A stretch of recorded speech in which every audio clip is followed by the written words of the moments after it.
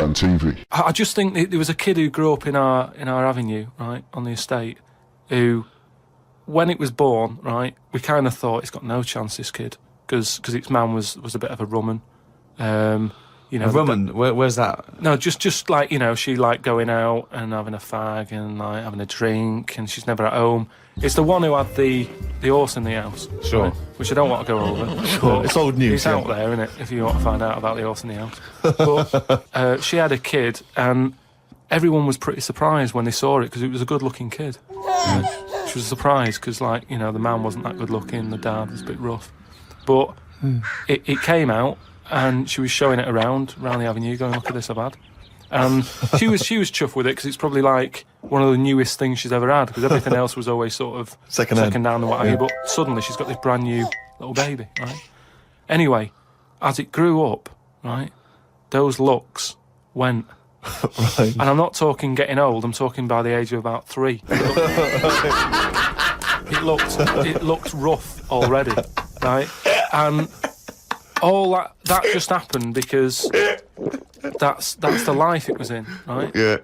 So like it had like a patchy head. Its hair. It what? It had a patchy head. A patchy head. It's just sort of. It wasn't a North American Indian. What do you mean, a patchy head? Just his hair was patchy. He used to chase sort of cars and stuff. Chase cars. Sorry. What do you mean? That's what he did for his. Sorry, did she let it get raised by wolves? No. but all I'm saying is that at the end of the day, what is it that makes a person? Do you know what I mean? Now, I don't know what state he's in now, but maybe he learned all his mistakes by the age of 4. Well, the only time I wanted a wig was when I did jury duty once, right? And it was annoying that I was sat on the jury right in front of, like, these criminals, right? Everybody else has got disguises. The judges have them wigs on, right? That's not disguises! It is a disguise. That's a disguise. That's why judges wear them, right? So no! Well, then why did they print their name in the paper and have a picture? What do you mean it's a disguise? It's a disguise, isn't it? No! If it was a disguise, they'd go in with one of those glasses with a nose and the beard attached if it was a disguise. All judges would look like Groucho Marx if it was a disguise. Well, I'm just saying that's what annoyed me when I was sat there on the front row, right? I couldn't have been any closer to the criminals, right? I was sat there and I thought, why didn't I just pop a little wig on or a pair of glasses? I would have loved to have seen you in the front row at Crown Court. No, because I'd love to see it because in this country you're not allowed to show pictures of jurors. You can't take photos in a courtroom, so there's always these sketch artists that draw drawings, and it's on the news. The idea that we'd have seen 11 people and a sort of Krusty the Clown figure would have been amazing. Yeah, I would love to see the artist do an interview, because it would be like complicated people. Oh, hey, he looks characterful, and then just a little round head. Charlie Brown. Charlie Brown sitting on the end. Okay, Carl, you're in charge of the world now. You are this. You're all powerful. You're like a god. Okay, you can do anything. You call all the scientists, and they go, "What do you want of us?" Oh, orange-headed one. What the fuck do you want of us? Right? What do you want them to do? Go. What do you say?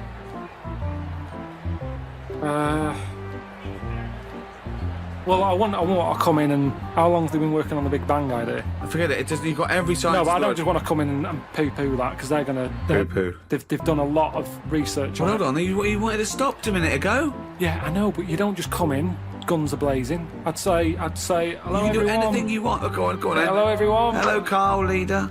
Right, listen, this Big Bang thing you've been doing... Yeah, well, that's just only a few of us. That's like less than 1,000,000% of us. We're all here. Yeah? I've dropped AIDS research. I've dropped cancer research. Right, well, why have you dropped that? Who's told you to do that? Well, no, we knocked off. They said you wanted to tell us something. We're all here. Every scientist in the world Well, is listen, here. what research are you doing? Oh, well, I'm looking at what happens if you give Feminax to an owl. What happens?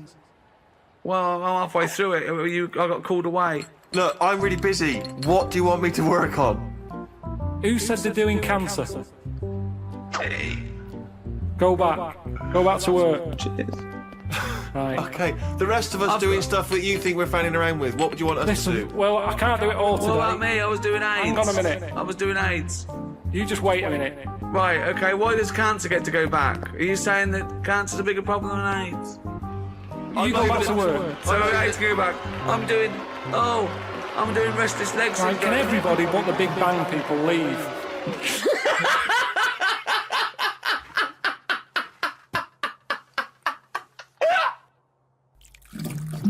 These words of wisdom will be inscribed on a wall of a museum one day. Proceed. I think trousers are going to be stopped being made. Just because Right. you see kids now, they've got pants around their ankles. They're going further and further down. So I think that's evolution, just getting rid of the trouser. Right. It's just dropping naturally. That's the evolution of the trouser because it's dropping incrementally Well, you see now, you down can the see arse. kids' underpants. So they're just dropping. Yeah. I think they'll get to a point when they just don't bother wearing them anymore. Right. Prediction 1. Okay, That's an amazing one. They'll stop making trousers in the future. Good. Okay. We're going to get weaker. That's already happened. Mm-hmm. They used to say, an apple a day keeps the doctor away. Now they're saying eat 5 fruits. Right. So we've definitely that's evidence. You can't argue with that. I'd probably put that first because the guy's right. What's number 2? So swap that round. Okay, that's number Give 1. him the pants second. Yep. I'm gonna die. Okay, They number used 3. to say an apple a day keeps the doctor away. They used to say pull your trousers up. Now they say put them down. You can. I've never had such fucking dribble. Number 3. Right, number 3. Oh, the scholars are now waiting with bated breath when they find this old scroll and they go, ooh, what can number 3 be?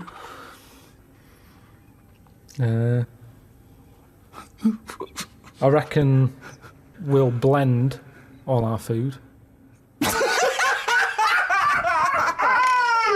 Oh, God. No, because He thought then he was going to make a point about race. But he said, I never thought it would be, we'll blend all our food. like they do for babies, you mean? I just think when you think about all the stuff we eat now, cavemen chewing on big lumps of meat. Yeah. We had wisdom teeth. Yep. Now they say, "Well, take them out. You're not using them. Yeah. Why not using them? Because your food's soft. Yep. Sorbet, Yeah. soups. Yeah. Everything's softer, Just isn't it? When you those get an two, yeah. avocado, they say, "Is it soft?" Everyone's squeezing the food before they buy it. Yeah. No one wants anything tough. Yeah.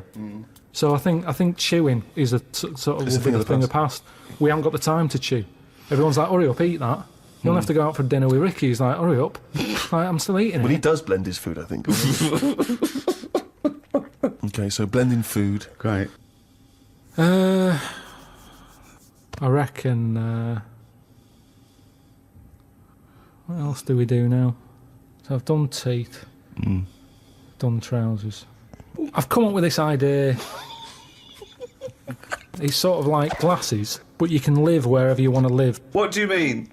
Everything that's real, you're not looking at that anymore. This is really the future. I'd put this at number 10. This is like... We're only doing 5. Fuck me. So what you mean is that you look through the glasses and instead of seeing what the real world, you see a tropical what you want to paradise. see. So if you're a young kid and you like the idea of living in the urban ghetto with all graffiti on the walls and that, you can see that. Yeah, but hold on. Are you walking around? Because you'll be bumping into stuff, won't you? No. Why not? No, what you mean is that the stuff that's there in the real world is being digitally reimagined in your glasses. So what was a nice country lane is suddenly now an It's urban got loads ghetto. of graffiti on it. Sure. Absolutely mental, pointless, will But- never work. Absolutely But one of the all maddest the- things you've ever said. Really weird, that one. Yeah, It could be done. I reckon it could be easily Why done. would it be? Okay, Because- that last one, that's number 4. That's a load of bollocks. So what's number 5? There'll be more letters in the alphabet. Why? Why? Because we're running out of words now, aren't we? No, we're not running out of No, we words are. now. We are definitely running out Just of words. using, it's using the letters we've already got and yeah. making new words. Yeah, we're making, yeah. No, but we haven't got enough now. Of course we have. Have you any idea? You could have a word with 9 L's Yes. before you run out. Yeah, and they do in Wales and what have you. That's because their alphabet is shorter than ours. They've only got something like 24 letters over there. Right. They go mental with the L. Now, what we do is we've got 26 letters, but we are now struggling. We're not struggling at all. We are. We're not. Let me say stupid. Boswallocks in shampoo. Now, there's a word where they've gone, well, we've invented something here. We've got something we're putting in shampoo. Boswallocks? Boswallocks. Have you just made that up? No, it's now they go, new with Boswallops and ceramide R. Yeah, but that's a new word because they have to, they come with a new word. But it's a terrible word. Why? Boswallocks. It's another word. Is that real? You've made that up, have you? I haven't. That's a real word. Boswallocks, yeah. Now, this is what I'm saying. So years ago, when they came up with all the sensible ingredients, Go on. sodium. That sounds. That sounds all right. He likes sodium. He doesn't happy like with that. Boswallops. Because it sounds like something in it, like an ingredient. Well, yeah, but that's because you're used to it. Is this a load of Boswallocks? Are you winding me up, No, the two of it's you? real. It's real. And that's because 26 letters, we've wasted them. Years ago, we went mental with the, pneumonia, sticking a P on it. And there's loads of words where you go, what's that letter doing in there? Whereas now, they can't do that. They've gone, whoa, pull that back. Why is that letter there? And now you've got stuff like abbreviations and stuff. Yeah. Let's not waste letters. Let's just control it a little bit. Cars are called things like, GTI or something, because they're going, well, I can't think of a word to call this. So they're giving them letters. Think of a word now. Think of a word that hasn't been made up. What do you mean? Well, tell me a word that hasn't been made up. All words have been made up. No, one that hasn't. That could be used. Say if I invent something now to put in shampoo, what can I call it? Quick. Cranberry. No, it's too close to that. No, we can't get that past the advertising person. Scrimpton. Scrimpton. Yeah. It took Ricky 2 goes and you accepted his second one. Well, I think we've sorted out the future. One of my first disappointments with football, I was 10 years old, okay, and one of the teachers was in charge of the football team, my junior school, and I went down to Tutty's, it was, a shop in Reading with my mum. So it's white socks, black shorts, white shirt. Got that. Knocked on his door. I said, I've got my kit. You went with the trials yesterday. You missed it. That was it for a year. Right? Next year, I wear the trials, got the trials, okay? He was going, everyone, I want to give it 100%, right? Really try hard. He's watching people play, right? I made sure that every time I ran by him, I was out of breath. Every time I ran by him, he's sort of looking at me, I think, yeah, right. Came to it, he said, the team is this, I'm left out, right? He went past me, and he went, you've clearly got asthma. So you didn't make that team either? Yeah, and I didn't, and I vowed that day, never try hard at anything. Yeah, well, you've certainly kept that up.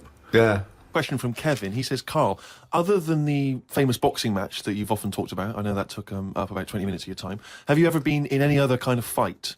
I don't suppose a slanging match. I think they're talking, have you ever been in a physical fight? Once that I can remember. It was over a woman.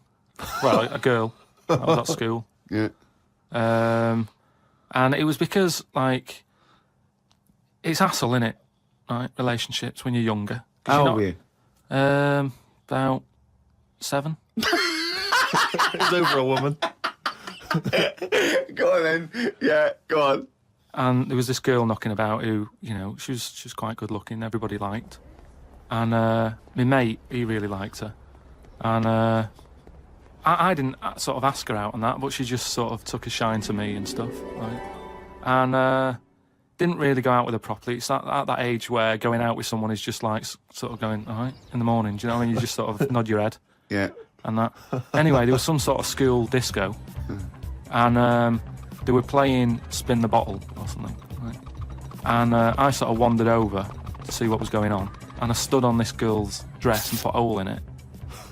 And she started crying. I was like, oh, I can't be doing with this. Right?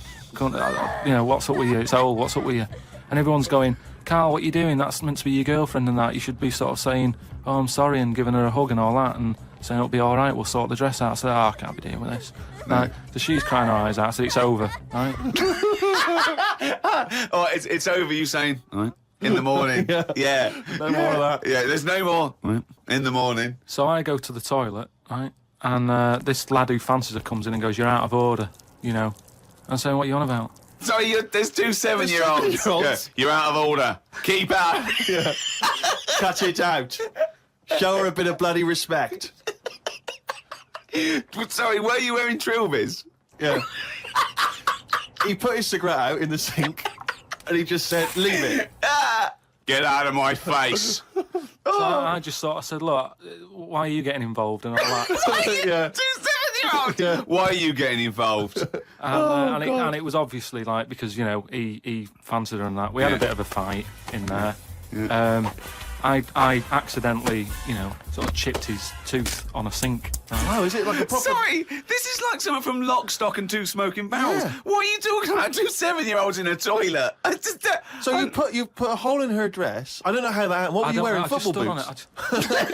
it. How did you make a hole in her dress? I don't know. It was like that sort of material. You were like, wearing winkle pickers. like crepe. You know what I mean? It was like a crepe dress or something. Yeah. Right. And that So- got a hole in it.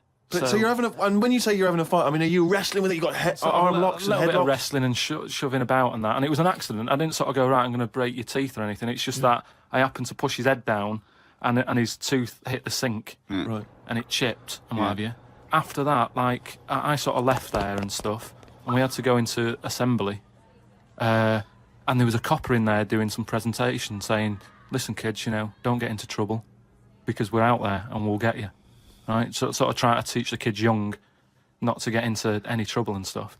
So I'm sat in the assembly room thinking, "Oh, God, there's a copper here talking." And my mate's going to come in a minute, like, with a chipped tooth and everything.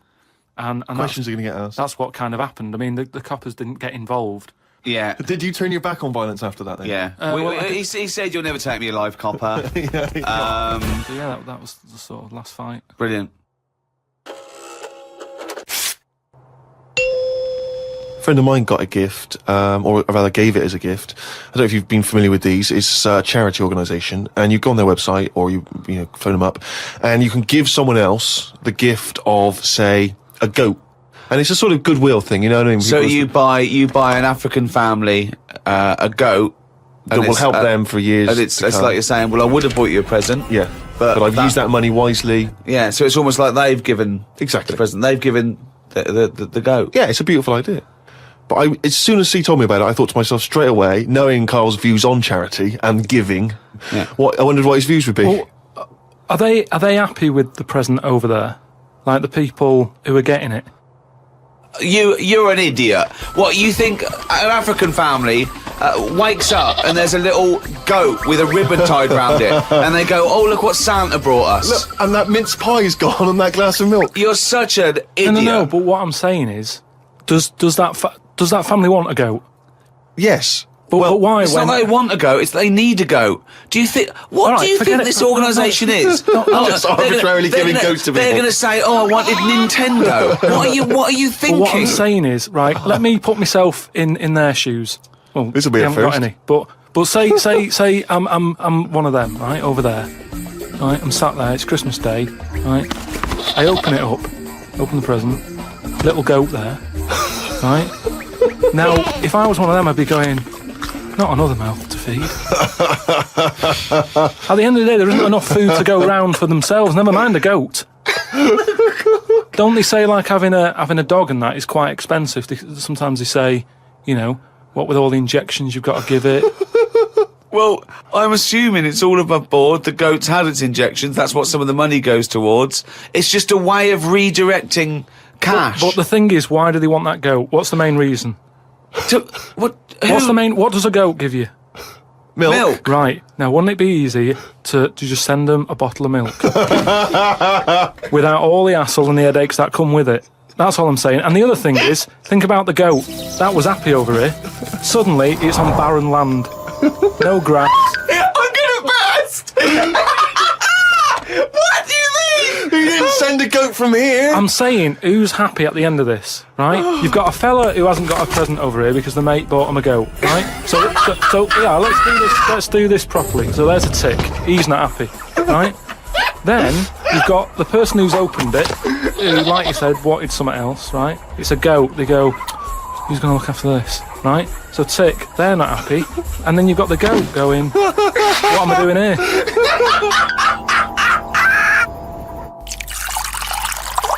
Rick, we've had an email here from a bloke.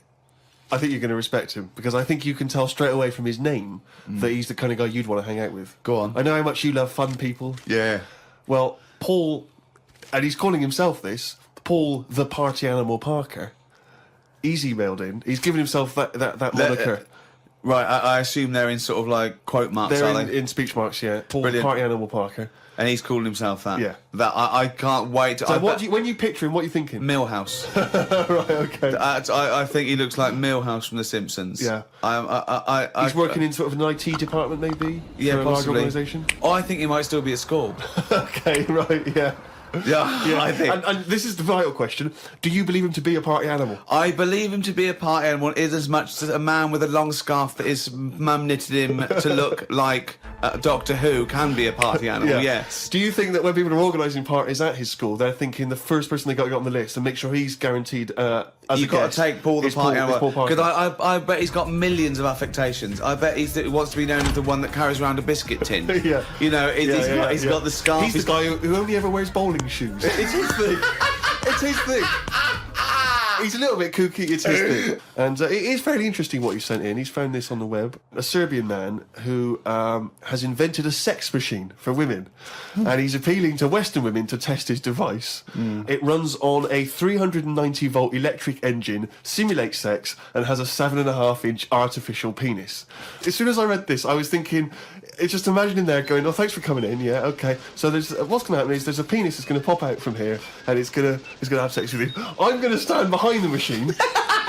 I've got to stand behind here. There's a lot of dials and stuff. I don't want to bore you with. Well, why do you have to stand behind it? Just I can't. It's technical stuff, but I got to be behind the machine. But there's no penis on the robot at the moment. It's just a hole. No, don't worry. What'll happen is I'll switch the machine on. I'll go behind, and then a penis will appear. Will it be like a metal-looking penis? It will be a robotic penis, but it will seem like it's a regular fleshy human penis. So you've made this sort of like robot penis look really realistic. It's really realistic. You will not be able to tell the difference between, say, the robot one and mine, for instance. Okay, well, I don't want to see yours. No, there's absolutely not. Because I've not come around here to have sex with a person. I know, you come around to test the machine. Yeah, and that is exactly what you're going to get. Okay, a well, piece of mechanical action. Talking of eating knobs, Carol Thatcher, you know, a daughter of one of our leaders. Sure. Well, you saw her in I'm a Celebrity, Get Me Out of Here. She popped a couple of bollocks in the mouth, Oh. chewed them up, swallowed them. Oh. Kangaroo penis there, dried. She couldn't even get. It was so tough she couldn't even get through it. And then she, eventually she eats What was it, like a pepperoni? Yeah, and she. What do you think of that, Carl? What, eating that sort of stuff? Yeah, I watch it. I like those little trial bits, right? yeah. But what I don't think people realise is, right, it is hard eating a little kangaroo knob. Right? Really? How'd you know? No, it's just, you know, you think about it and you go, oh, couldn't do that, right? But what they never mention on the TV programme, which I think takes it to the next level, right, they're eating that at like 7:30 in the morning. Sure. Right. Which for is breakfast. worse, innit? Yeah. Do you know what I mean? If I was there and Ant and Dec said, right, Carl, eat the knob, I'd go, hang on a minute, give us a few hours, let me get some rice and that on my belly and just sort of fill me up a little bit more. I'll pop back at about 6:30 this evening, Right. have it ready. And I'd be happier then. It's just that thing of, you know, You you've been at sea. don't want to eat animal genitals on an empty stomach. So what are you saying? You could I'm saying like I could eat a knob at night, but just cut that there. We'll loop that. If any DJs are listening, just take that quote. I could eat a knob at night by Karl Pilkington. Maybe do a dance remix. Yeah, Or just I think maybe you're sort of a house producer and you could maybe get some kind of high energy beat going, and then we could just send that out to some of the gay clubs. I'm sure Yeah. it'd be really popular. Please, anyone send us, you know, that looped with a nice little, you know, funky house beat. Karl Pilkington saying I could eat a knob at night. But don't you see what I'm saying, though? The way the world... We've changed more than the world has. We can't handle anything now, can we? Look at it, like I say, a bit of snow, a bit of cold, everything comes to a standstill. Yeah. Oh, I can't go out, it's dangerous, you'll slip over, people having time off work. Yeah. What would you do, right? If you run a business, right, your business could go under, right? It snows a bit. You've got 10 employees, you're paying them well, and they go, I can't come in today, Carl. Bit icy. I'll do it, okay? Right, they're snowed in, right? You're running the business. What are you running? It's a let's not. I'm not going to big myself up. It's just it's a factory. It's U-bends. I make U-bends. U-bends for toilet. So you run a okay. So you pay them all right, don't you? I'd say most of them are on above average. So you're there. What time do you get in? About 9:15. 9:15, waiting for them to come in at 9. Yeah. Yeah. Okay, right. It's snowing. It's a bit snowy. You got there. It took you a bit while. You'd set off early, did you? Or? Gave myself a bit more time because I had to put the heating on the car. Okay. Ring, ring, ring, ring. Hello, KP Plumbing. Oh, is that Miss Pilkington? Yeah, it is. Yeah, who's that? Oh, it's Sheila. Listen. Sheila, shouldn't you be here by now? Yeah, no. I was going to set off. We'll set off now. Stop wasting time. We've got a big order on. No, I know. We're all on a bonus here if we get this done. I'll see you in 10 minutes, shall I? I can't make it. What? I can't make it. Why not? The car won't start and it's slippy on the drive. I just can't get out. Get the transport. I'll see you in. I'll give you 20 minutes. All right? Don't worry about it. Thanks for calling. I'll see you in a bit. I'm also scared of the ice. I'm scared of the ice. I'm not gonna come in today. It's dangerous. So what are you gonna do? Well, I'm gonna wait until the ice and snow goes away, and then I'm gonna come in. But they're predicting it's going to be about 2 weeks before they clear all this. I can't really travel in this. It's a bit dangerous. Well, I'll tell you what. You stay at home. I'll replace you. Because I need someone to come in with a big firing me because I can't get into work with this. Well, I got into work, Sheila. Yeah, I know, but you don't live with me, do you? If you did live with me, then you'd probably see it was bad where I was as well. I'm here. Do you know how bad it is here? When you come round and have a look how bad it is here, you drive you come round and drive my fucking car because I'm snowed in. You fucking calling me a cunt, and I'll tell you, if you fire me, I'll take you to a tribunal. You bald-headed wanker. Right, you're fired anyway for that. You're in fucking trouble then. Right then, see ya. Right, and then she's done with. She's weak anyway. Ring, ring. Ring, ring. KP Plumbing. Hiya, is that, Miss Pilkington? Yeah, it is, yeah. Hi, it's Bob here. Bob. Yeah, bit of trouble. In my area, it's absolutely snowed. It's impossible. No one's getting out. I live near Sheila. Bob, listen. Sheila's just been on. She's saying she can't get in either. She can't. I've just seen her out there trying to dig her car out, and she's She's really tried hard to get to work, but she can't do it because she's not very rich. And her car doesn't work. She hasn't got the right tyres, and there's no public transport. They've cancelled those. Wrong snow on this country. I'm not going to make it in today, son. So I'll see you tomorrow, right, boy? Well, no, you're saying you'll see me tomorrow. Yeah. But you'll probably call up tomorrow with the same thing. Well, only if it's snowing still. Now, listen, it might not I can't run a business like this, Bob. Yeah, it's not my fault, is it really? So go round to Sheila's and like slag me off if you want. But I tell you what, you're not coming back here. Fuck off. One chance. Give them one chance. Well, you didn't even give them one chance. No, because they've done it before.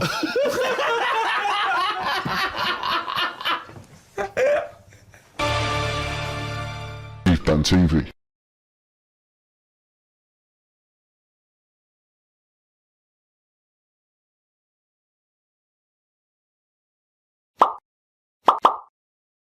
We got to look into this. If anyone knows why Dumpty was an egg, if Hubbard eventually found a dog a bone, and what was the little one doing? What did the little one think he was doing? For God's sake! When I saw my dad last year, he was telling me about a fella who's got some clothes you can see through. What's that one? You don't mean the Emperor's New Clothes? Yeah, what's that one about? Well, that's a genuinely good little parable, that. Yeah, because it's now used for people who are scared to sort of slag something off because it's sort of like really cool and they don't want to be the one that shouts it, and then one person goes, hold on, very briefly, Carl, very briefly, the king wants some new clothes, right? He's the king, he goes, who's going to make me some new clothes? Various people come to me, he says, I don't like that, it's not interesting enough. One guy, who's just a bit of a con artist, he comes along, he goes, I've made you this magic suit, look, and it's nothing. He goes, put it on, the king puts on nothing, because there is nothing, but thinks there's something, because, you know, he wants to buy into it and everything. And he goes, it's the finest stitching, he goes, look at it, can you see it? No, they have to say, only a genius can see how good this suit is. And the king goes, yeah, it's brilliant, yeah. It's great. And he goes out, and just, is it a woman or a little kid? Well, everyone's applauding it, they're going, you look great, even though his tackle's hanging out, he's nothing. Even though he's got a king-size, sort of like, bit of meat and two veg, wobbling, dragging down the street. Exactly. And then one little boy goes, he's not wearing anything. The king is in the Altogether. Know that one? So, well, did anyone else buy one? Or was... Oh. Okay, play record. Play a record, Carl. Play a record. Carl, just play a song. Jesus. that bunch. Right. And, I'm assuming there's some questions there, Carl. Yeah. Right, here we go. If you're a new listener, the way it works, I'll give you a cryptic clue and some initials, and it sort of makes up a band. Makes more sense when you hear it, I reckon. Not particularly. Wow, not really. Although So- people do get it. I just worry about the state of our listeners. Go on. Right, so there's 3 of them. You email in ricky.gervais@xfm.co.uk. It's email only. I repeat, only. it is email only. You We can are have that too email. lazy to answer the phone. Yeah. Okay, Right. here we go then. Number 1. There's normally 2 easy ones and a difficult one. Sure. So here we go. Number 1. Don't argue with him, he ain't going to change his mind. Don't argue with him, he ain't going to change his mind. Yeah, that's AA. AA. That's, yeah. So that's the Don't argue first with him, one. He's not going to change his mind.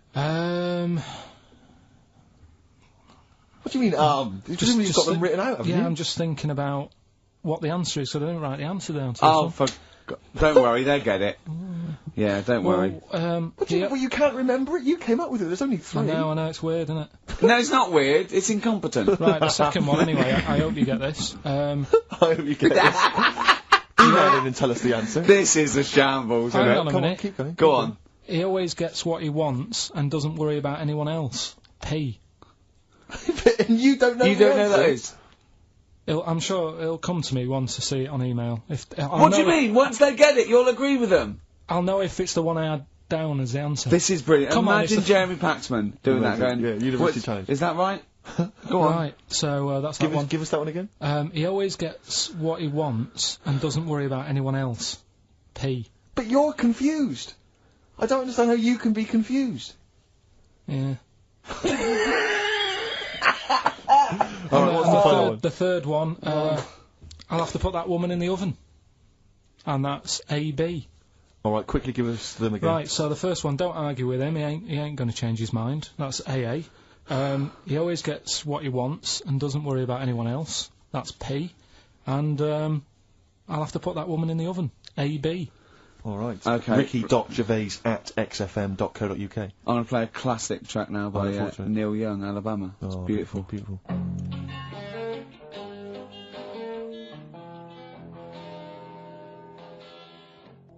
Neil Young, Alabama. Carl is still confused. He's waiting. He's biting his fingers, waiting for an email to tell him the answer to the clue he made up but can't get. I love that as an experiment. As a I mean, that would confuse psychologists, that you come up with something that you can't get. It's brilliant. Yeah, you came up with the question, you don't know the answer. And you expect them to, but you can't, and you made it up. Look at your face, like I'm play some adverts. Alright, no, I don't know you just Wow.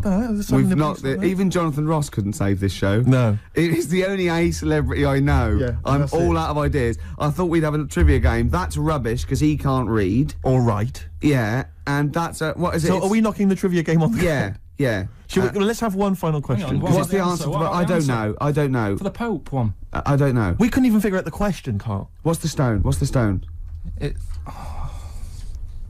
on a minute. Just entertain yourselves at home while Carl looks for the question. Thirst. Amethyst. Amethyst. Yeah. Anne Thirst. No, she was the first woman MP, I think you'll find. Thirst. Ruby or Diamondo? So have you got maybe a final question, That's still Carl? one on it. Okay, do a decider and then we knock this on the head. Yeah. Go on then. Where? What? Who? Have you not been practicing in all these? We've had ads, we've had music. Oh, where? What? Rick, I don't think we should call ITV later. With this. Maybe he was talking about Jonathan's inquiry about sartorial elegance tonight. Where? Yes. What? Yeah. Maybe he's just like summed up that Yeah. conversation in What's just the two. most expensive? You're like this. Peter the Great. You ever heard of Peter the Great? No. Okay, well anyway, Peter the Great had his wife's lover Oh. executed. You'll love this, Carl. Right, so his wife had a lover, he had him executed, and he put his head into a jar of alcohol, and his wife had to keep it in her bedroom.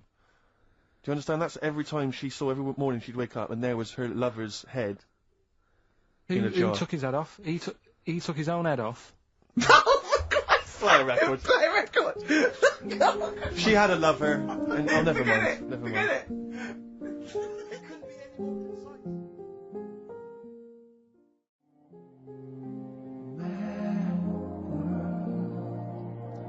Mad World on XFM. We've just had a text, Rick, from Andrew Barnes. He says he watched the same documentary, it would appear, as Carl did in the week. And he says here, just to clarify, the leech nose man got it up there when drinking from a muddy stream.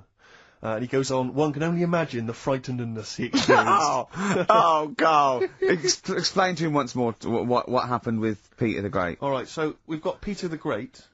Yeah. Okay. And his wife had a lover. That's another man. Another man. Not Peter the Great.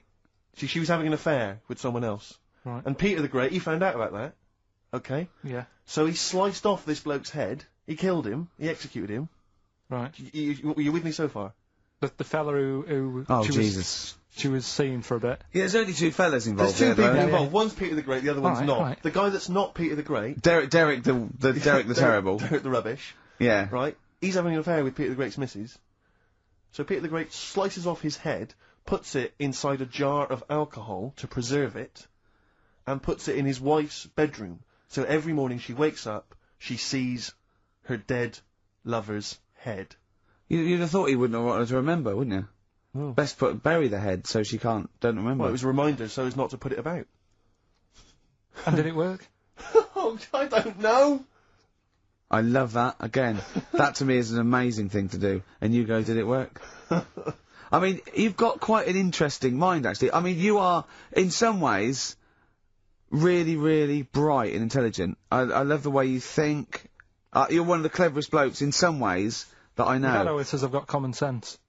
Well... Yeah. And that's more important than knowing about, you know, But it's goldfish and you really, it's like you follow the subplot, which is quite an interesting thing, do you know what I mean? It's like, you tell you a story, you'll always pick up on something that I didn't even think was an important bit.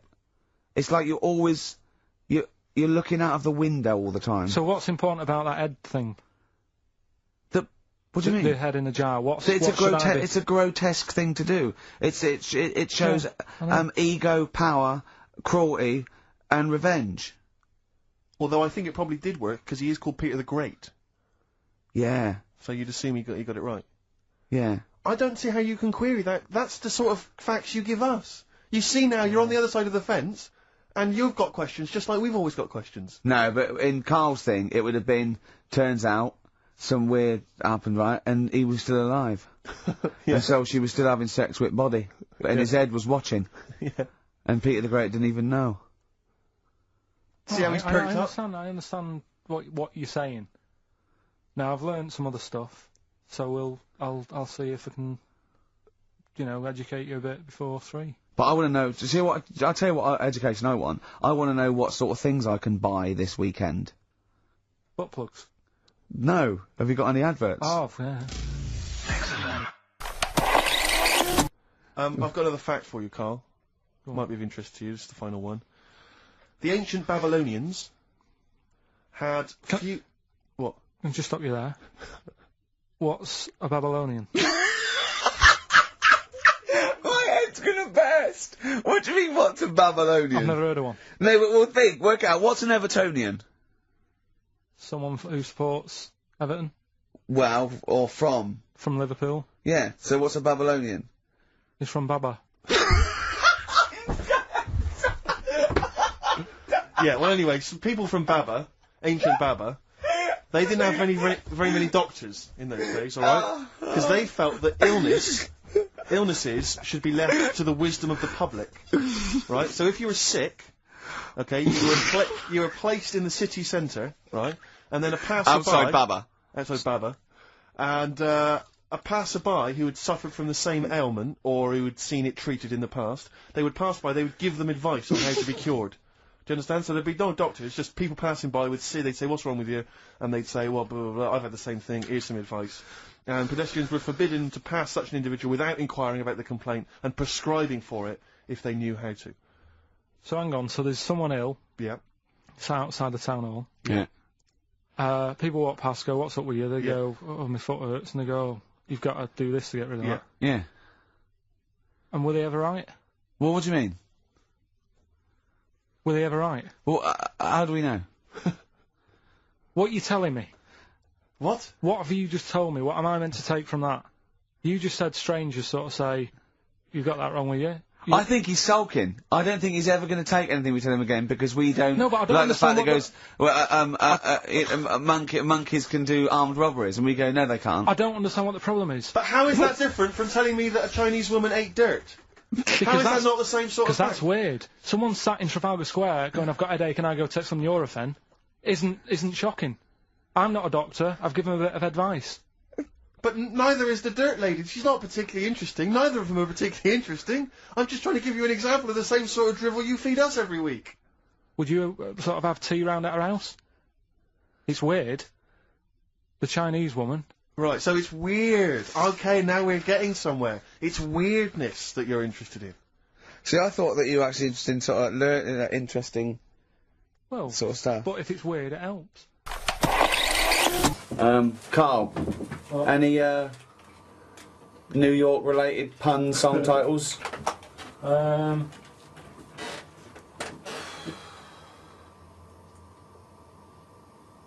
York. Not New York, New York, or anything with New York. That's too it. Just something a little bit more lateral. Do you know anyone who lives over there who's a native New Yorker? Good one. Nice. Well, I said no New York though, so do one without New York in the title. Do you know anyone who's been born in the USA? Well, that's not specifically New York, is it? It's a big place, USA, so it's got to be to do with New York, but not mention New York.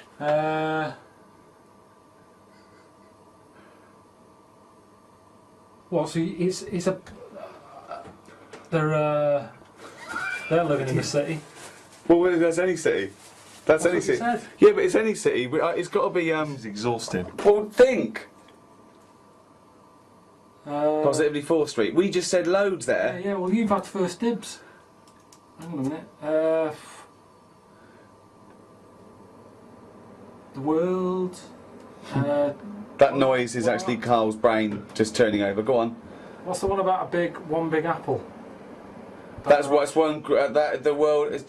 Yeah. Right, I know what he's thinking of. The world's just a great big onion. Joe the Taxi. Well, that could be anywhere. But New York Taxi.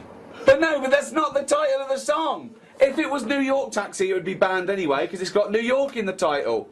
We had Big Yellow Taxi, that is New York, it doesn't mention New York, it's a Joni Mitchell song, it works.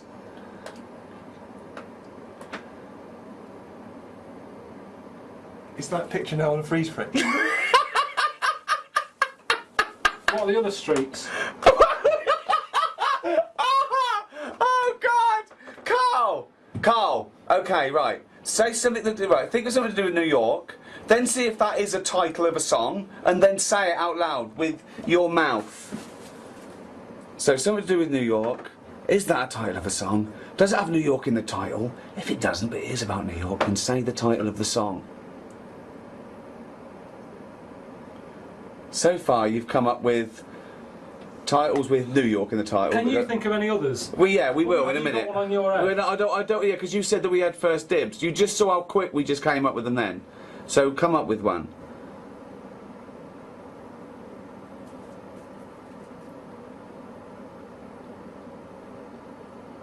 What's the name of the statue?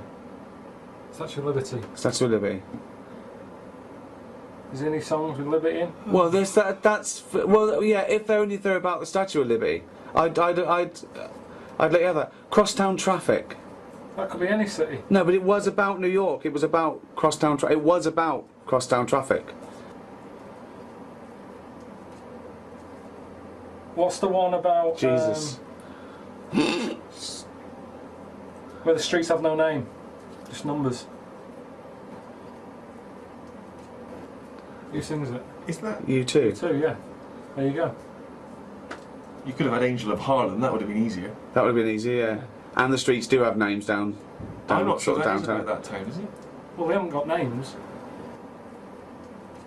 Where the streets have no name. Where's that? New York. Is it? Are you sure? Where else would they be? Well, there are some streets with names, there aren't there? Yeah, there Baker are. Street. Yeah, down south on Soho, they've all got names. Yeah, but it's where the streets have no name. The streets in New York have no name. They're numbers. No, some of them have names. Where? Well, we New just York? named some. Bleecker Street. Yeah, I'm talking about New York. That's in New York! That's what Simon and Garfunkel wrote about it. It's down in Soho, Bleecker Street. I don't want to play.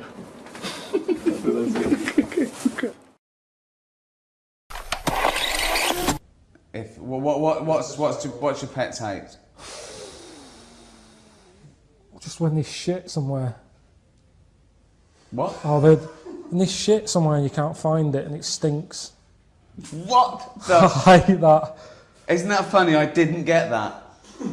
What do you mean? Just what have you thought? Faffing. Too much faffing. Like, is people always like, you can't do that? You have to phone 5 times. You have to put you on hold. People Oh, you just mean an annoyance. What did you think he meant? He said a pet hate. I thought, right, okay, yeah, I would have said Sorry, faffing. what do you mean? What do you hate about having a pet? When there's shit behind the Okay, good night, everyone. Okay. I don't word it like that. I've known him for 10 years, and that surprised me. Hang on, faffing. That fucking surprised me. I'm really sorry about that. Right, faffing. Yeah, faffing. A pet hate. When you're asleep and it licks your bollocks. What? No, alright, I got the wrong end. Yeah, faffing, alright. Yeah. Yeah. Fuck me. That's great. Cheers.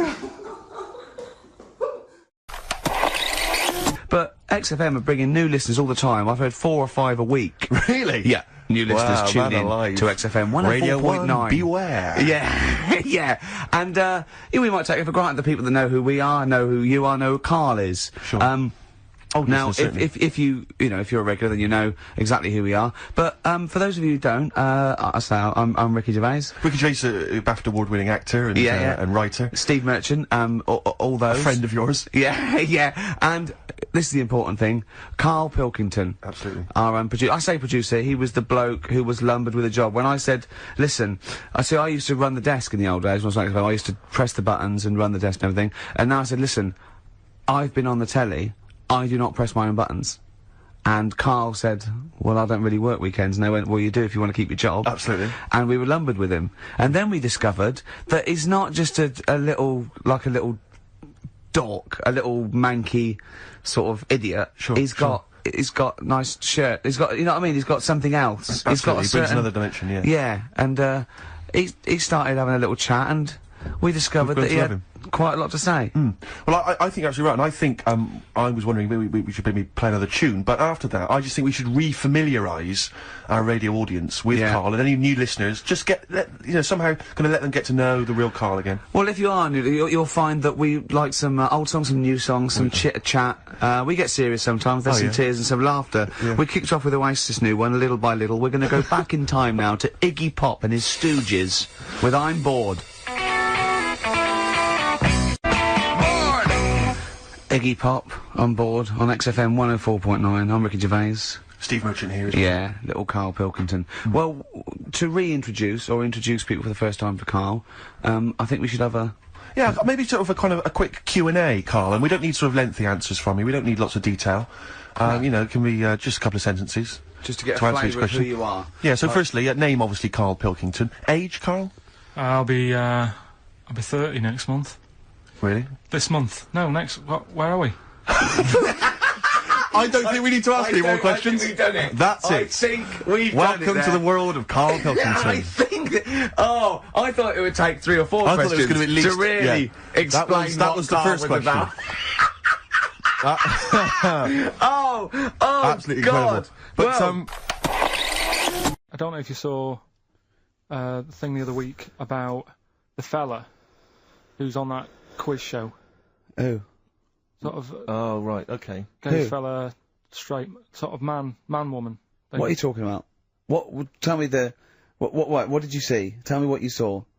It's This is like a kid come running in, and he's seeing something frightening. Could be an alien, could be a ghost, could be a paedophile, and you've got to get exactly what actually saw out of him. Right, what did you actually see? It's just this fella who's a woman. Right. Right, okay, right, try and talk like a human being. Right. It's a quiz show that's coming on the telly, and it's this woman. Right, is it a fella who's a woman, or is it a woman? Bit of both. That's why I'm talking about it. But what do you mean? Is it a pre-op? Is it a transsexual, a transvestite? Is it a ladyboy? Is it an hermaphrodite? What is I'll tell it? you about it. Well, tell me. I'm telling you. It's a woman. Well, it's a man. Oh, No, forget listen, it. listen. Play record. No, listen. come on. What? It is a man. He is a man. Well, Oh, Christ's sake! it's a TV program where they've got this man who's Transvestite or television? It is a transvestite, yeah. So- But the problem is, I'll tell you, just because you don't know about it, the program is... I don't know, I still don't know about it. I don't know anything about it, still. I don't know. It's a woman, man, woman, TV program, look, TV. No, it's a man who is now sort of half a woman. And... A man who is now half a woman! No, well, this is what's weird about it. He's got the top half, but not the bottom half. What do you sorted mean? He's out. got breasts and a wig? But he's still got his boys downstairs. He's Why got, do you do that? his caps and the boys What are do you do still that there for? in his Y fronts. Why is But that? upstairs, he's got a lovely pair of dumplings. Why do that? Well, he's halfway through.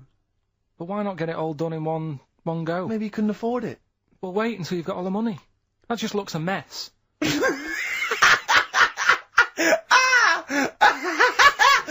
And who's he pleasing there? Well, he wakes up in the morning and everyone. pleases himself. He can't believe his luck. He doesn't know where to start. No, but what I don't understand, I mean, you know, I don't want to seem... Well, can I just seem finish that ignorant. sentence? What you don't understand is just about everything. Yeah. Right, No, I find it weird, right? I sort of get... I understand the gay thing, right? But... do you? What do you mean? Well, you know, I know... Well, I tell know- me the gay thing. Explain the Well, gay I thing. just know if you're a fella, you like men. I don't know much more than that. What do you mean you don't know? But what I mean is, with a transvestite, what's going on there? What do they want? Now, transvestite is a cross-dresser. See, I don't get that either. Because You mean a That's somebody, transsexual? that's a man who likes to dress in women's clothing. It's not necessarily, they're not necessarily gay. They're or not gay. straight They're or often anything. not gay. They just happen to like wearing women's Those clothes. clothes, right, yeah. but then why not wear women's clothes that could be seen as a bloke's, like Suzanne wears jeans? No, but they, yeah, Just but that's buy the women's thing. jeans. But that's their problem, is it? They like being seen as a woman. They like being seen as a woman. It's not just that it's more comfortable, or they'd wear a kilt. They like being seen as a woman. They feel more comfortable. Alright, and what's the deal with this fella who's got We don't know both? who this fella is. No, we don't know this man who's half a woman. He's called Miriam. Oh, that's helps. yeah. Brilliant. I love this scientific basis. No, I So think- all he's done, he's had the tits done, he's probably had the hormones, probably lived as a woman for a while. The last step, because you can probably reverse the breasts anyway, because they're probably implants and hormonal things, and whereas you chop your knob and boys off, that's, you come back the next day and go, sorry, I didn't mean that, I wanted my ears pierced. It's a bit more of a bigger operation to put them back. So doctors are probably making sure that he's just Surely if absolutely... you've had the top half done, you're not going to go back on what you've said. But no, what's the top half being done? I could get you breast implants, give you a bit of hormonal treatment. Now and that you would could be a great idea for next week. and you could reverse it. What you can't do is grow a knob back.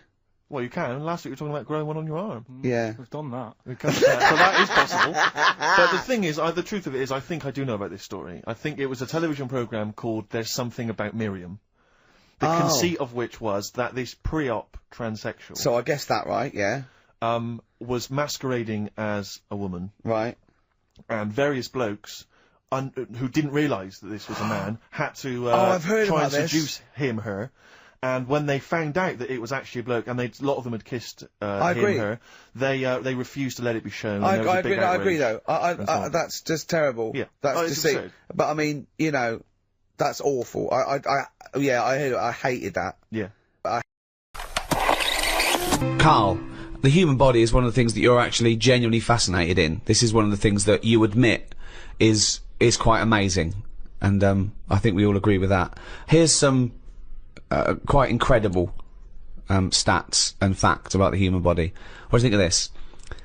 50,000 of the cells in your body will die and be replaced with new cells, all while you're listening to this sentence.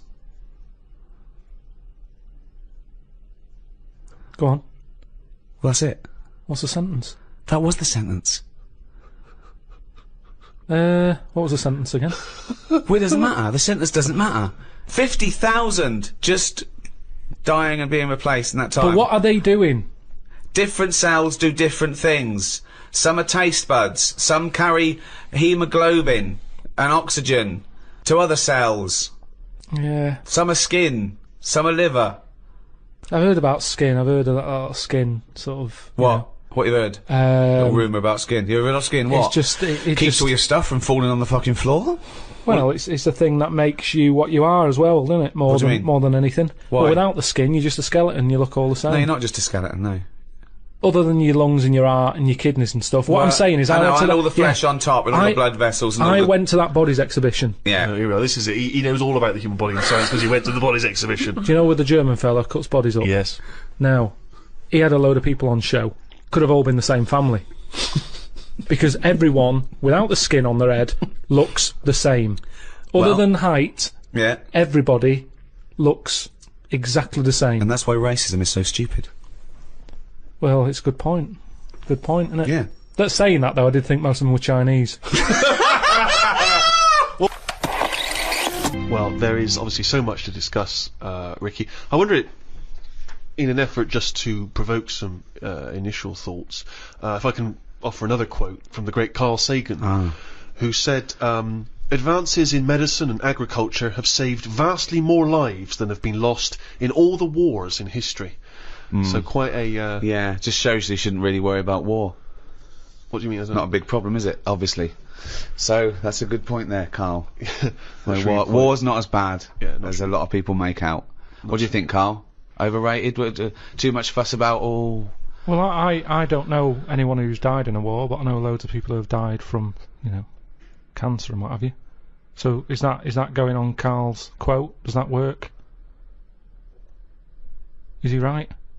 What did he say? Good, well, we're off to a fascinating start.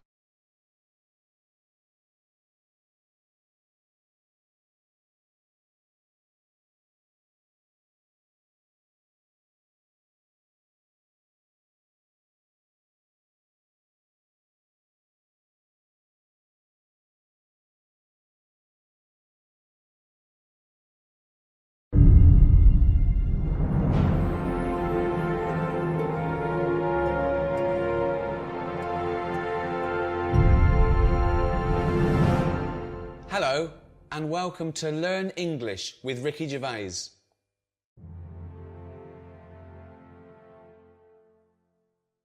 I'm Ricky Gervais. With me, Karl Pilkington. All right. I won't be speaking your language, I won't be translating what I say, I'll just be speaking English, okay? The translation will come up on the bottom of the screen.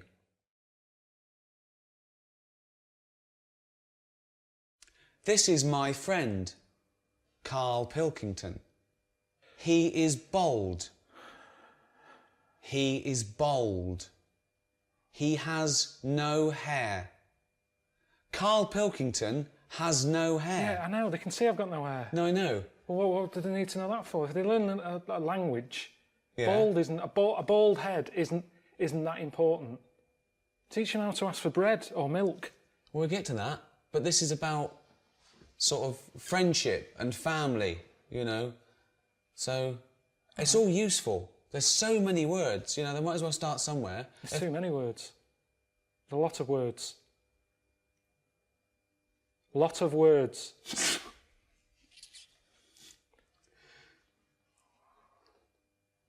So you say it. Karl Pilkington is bold. Karl Pilkington has got a head like a fucking orange. Right, I really don't know why they need to learn this.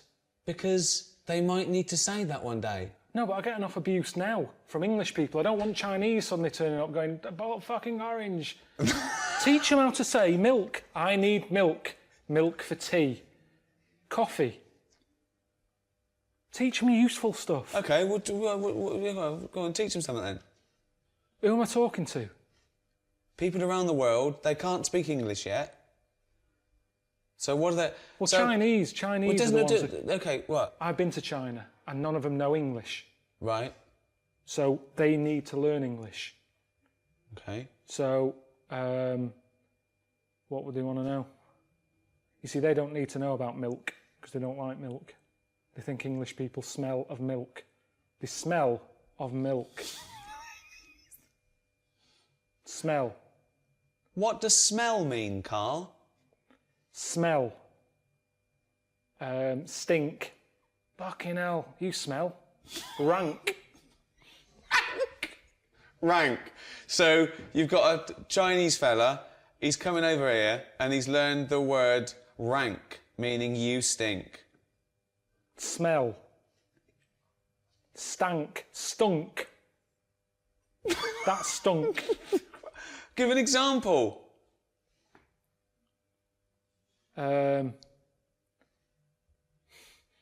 You smell. You shit. Why are you teaching them pidgin Because English? you told me, you said they want to know about smell. Yeah, right. But why are you teaching them without prepositions and proper grammar? Why are you teaching them to speak like this? Stink, you shit. Why are you teaching them to speak to just speak proper English? Right, okay then. Always speak proper English. Okay, tell them. So what do they want to know? Well, what smell mean? This is Smell. This is about, So we're featuring the word okay, right, smell. right. Smell. This is about the word smell. Right, when something smells, they know what it means. It's when something stinks, when Well, it's no, off. it doesn't always mean that because it's also a verb. All right, a nice smell. It's also a verb to smell. It's a verb. Smell is a verb. Yes, but what they've got to remember is if they go up to someone and go, you smell, it's not always positive. You wouldn't. You say you smell nice, Right. but if you say you smell, they'll get a smack in the face. Smack in the face. Smack in the face. Karl, what's a smack in the face? When someone thumps you, thump. The worst English lesson ever. Right, okay. Okay. What would they want to let you see? That's why we've got to focus on. Are we focusing on Chinese? No. Well, Just- we should, because different people want different things. Right. So what would Chinese want? They come to England. Right. What do they want? Why are you talking to me like I can't understand Because English I'm now? trying to think what to be clear to them. Okay. So I'm Okay. dropping out. So forget where they come from, wherever they come from in the world, they all want the same things. No, Okay. but words don't mean the same thing. At certain places, there's people where it stinks in the world. They wouldn't come to England and need to say it smells because they're from a smellier place. No, they're not. Yes, they are. Milk. Let's do milk. Okay, let's do milk for anyone who isn't English. Okay, okay, okay. We will act out a scenario now where you might need milk. Okay. Okay. Hello, Karl. All right.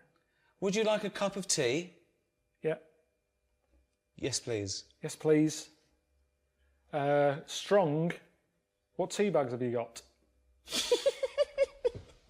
That is a question I ask because it all depends on the amount of milk. Do you have Thai fu? That means more milk.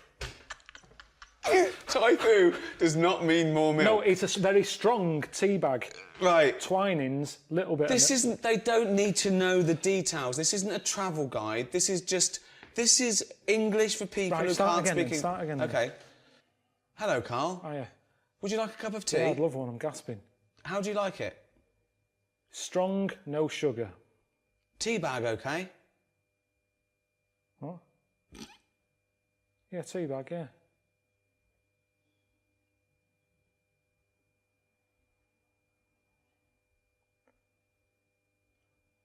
Right, that should be all right. Would you like some milk? Just a drop. A drop, not much. Would you like semi-skimmed milk? Yeah. Semi-skimmed milk. Whoa.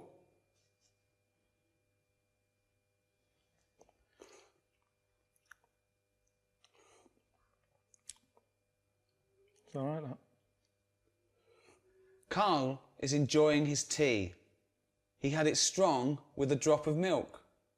So, that's the basics. In England, we like to drink tea.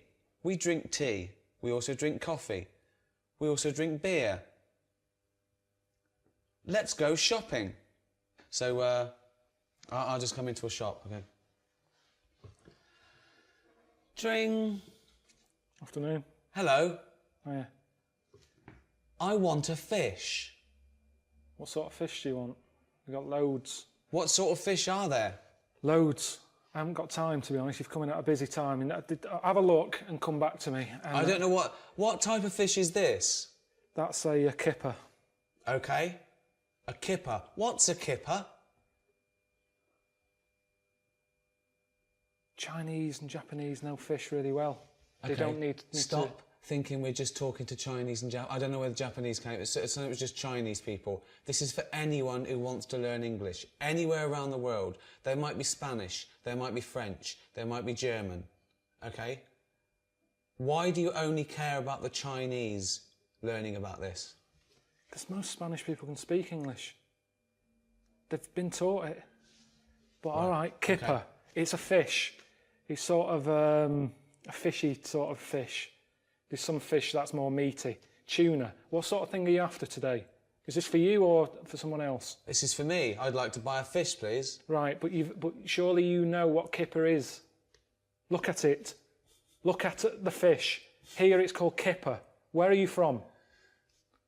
I don't speak English. I'd just wrap any old shit up and give it... You'll like this. Tenner. Rip you off. Because I'm busy. And that's what happens in this country. That's what they want to be careful of if they're watching this. If you come into England, don't be ripped off. Rip off. Conned. Taken advantage of. Done up like a kipper. Done up like a kipper. Look at this foreigner. I done him up like a kipper. This is when English gets complicated because kipper, a lot of English words can mean many things. Where?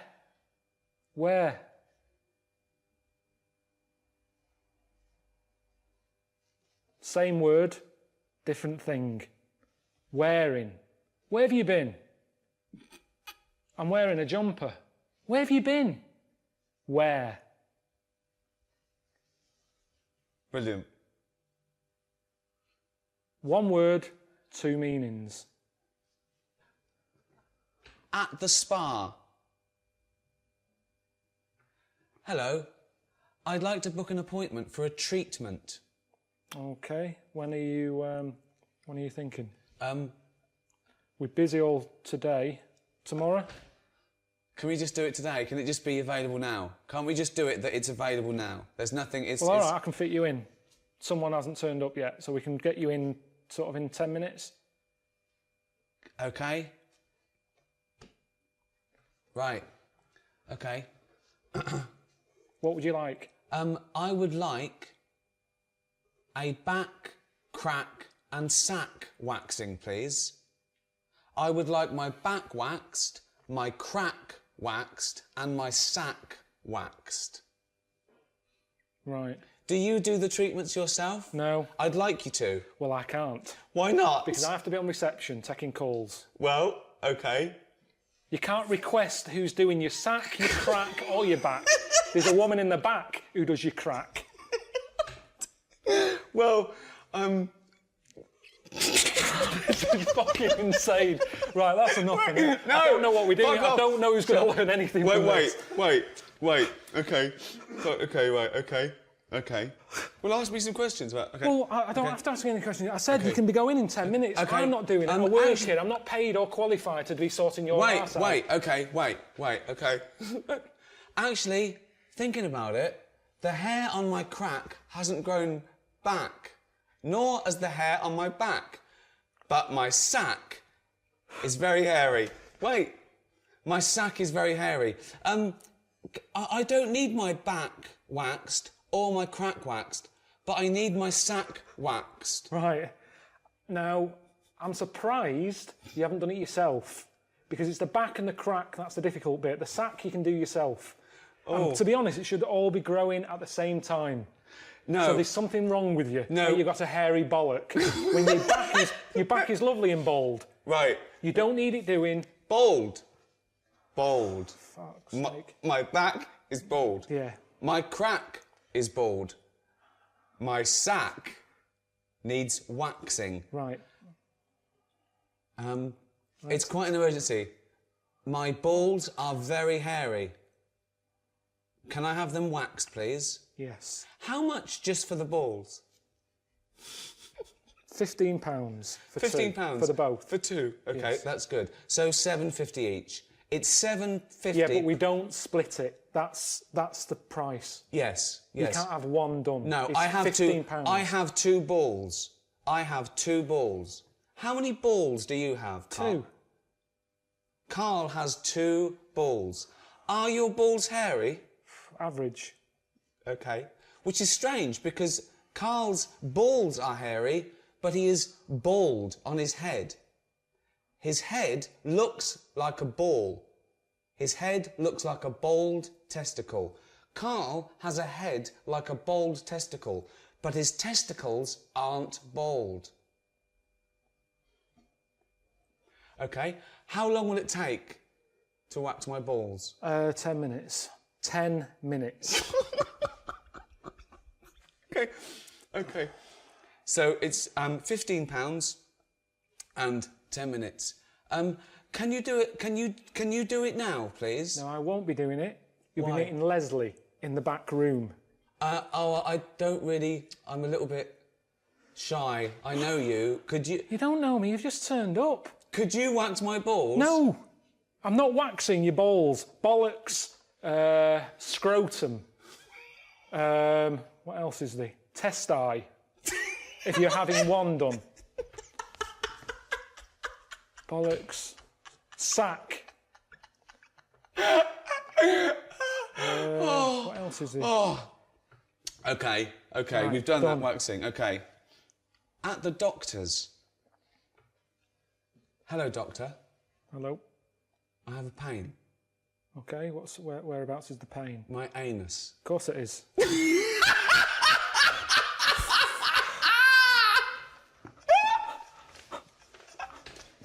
None of this is worth learning in a language. You go home. If you're ill, go home. No, if a foreign fella is in this country He can go to the doctors and use our NHS system if he had an achy arse. He'd get on the first flight home. Why aren't you going travelling? You're here as a tourist. Yes. Yeah? Right, well, see London. Instead of worrying about your hairy bollocks, see the London Eye. The London Eye. Tower of London. These are things that are going to be useful to them. Okay. Tower of London. London Eye. Buckingham Palace. The Queen. I've never been on holiday and had to have my anus seen to. I haven't had to have it seen to whilst I'm here, at home. Give them useful words. Fromage. Why are you teaching them a French word if we're teaching them English? I'm just saying useful phrases. Right. I've got a headache. Okay. What would you do? Okay. What scenario would you do to teach them? Who are Carl you? will now teach you a useful scenario. Yeah, who are you? Anyone you want me to be. What do you want to do? The bins haven't been emptied. Who? Okay. Who are you? You're making this scenario up. So who are you then? The council? It's up to you. Right, you're my neighbour. Okay. Why do you keep putting bins out? The bin men doesn't come till Thursday. You keep putting bins out. I'm sorry, Carl. I'm very sorry. I've had a bit of trouble. I woke up this morning and it's the worst it's ever been. I've got distended.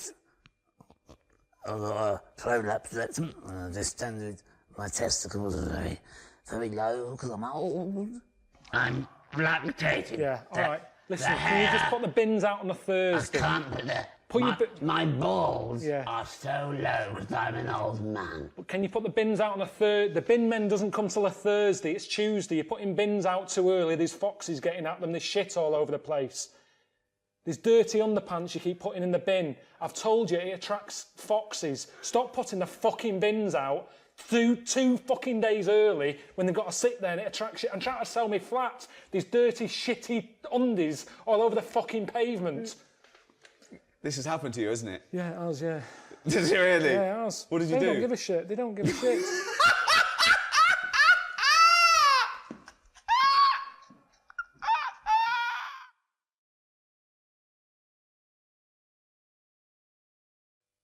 We hope that's been useful for you.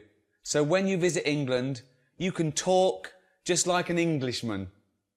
Thank you for learning English with Ricky Gervais and Karl Pilkington. See ya. See ya.